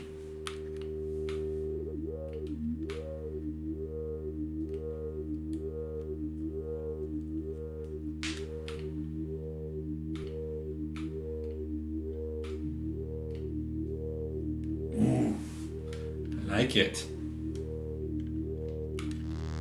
We can mix in the original signal, or we can switch to a high pass.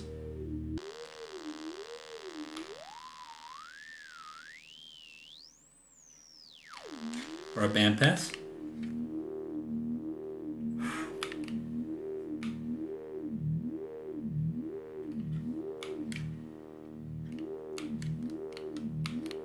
Drive isn't doing very much, but I'm sure we can deal with that.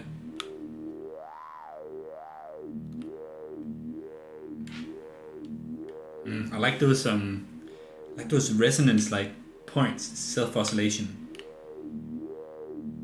I want to make it maybe even so you can set the resonance even higher.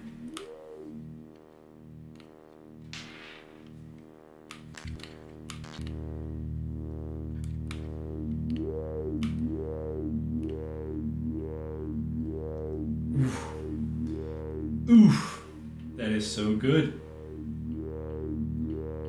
I told you it would be so nice to make it just in time, and we did. What a great progress that is. Let's sequence something.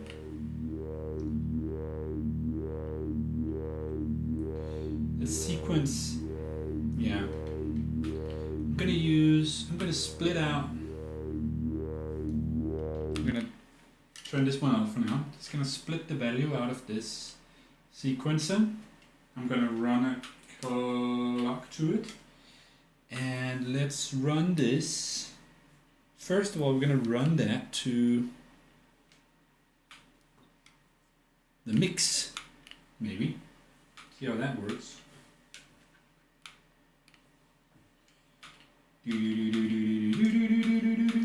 And also we are going to run this to the through an amplifier amp. Here we go. And to the pitch of this oscillator.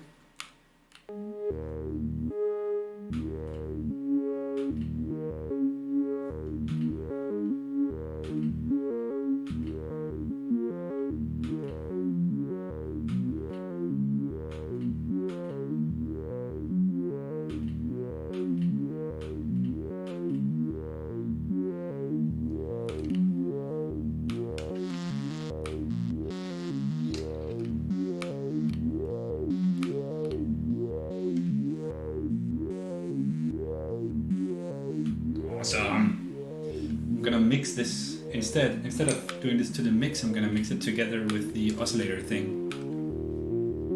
That sounds good.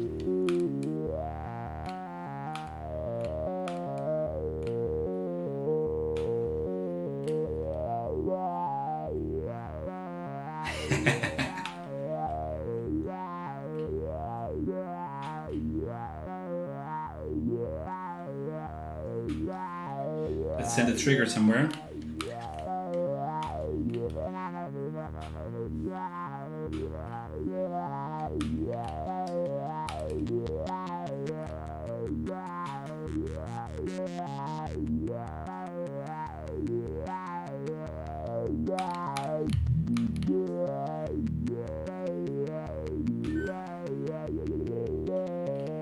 It's all audio rate, of course.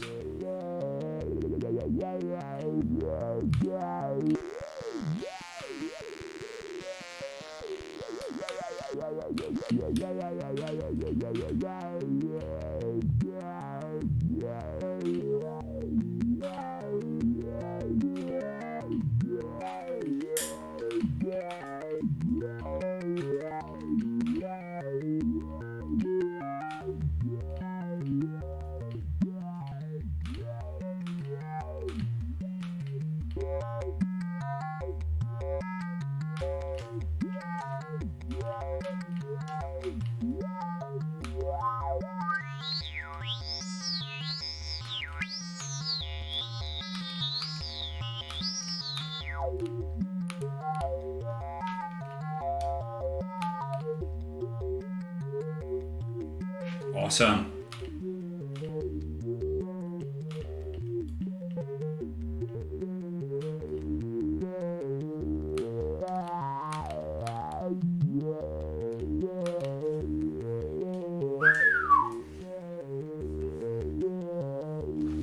I love it.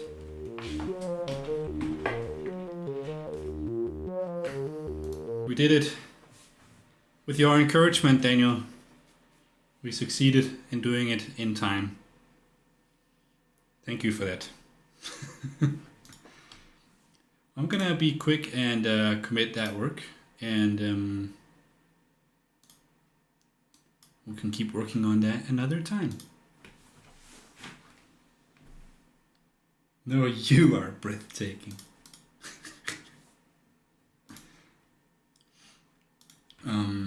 Works on mode ladder filter. Well, this has been awesome. Cool to hang out with you again as well, Daniel. Hope to see you sometime. I have to come to Copenhagen, come visit you.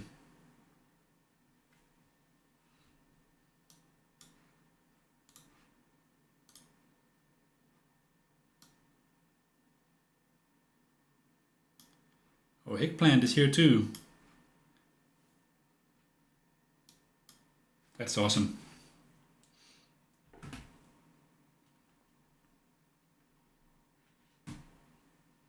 That is awesome. You have been stalking. Have you been lurking in the shadows? It's totally fine. To be honest, I very rarely chat on streams myself. I like to watch though. Now I'm gonna play this with some workmates. That's gonna be good. I have just downloaded it and I'm supposed to be playing a competitive match in 15 minutes. So I'm sure that's gonna go really, really well. So I'm gonna jump off stream now. And cool to hang out with you guys once again. And have a good one.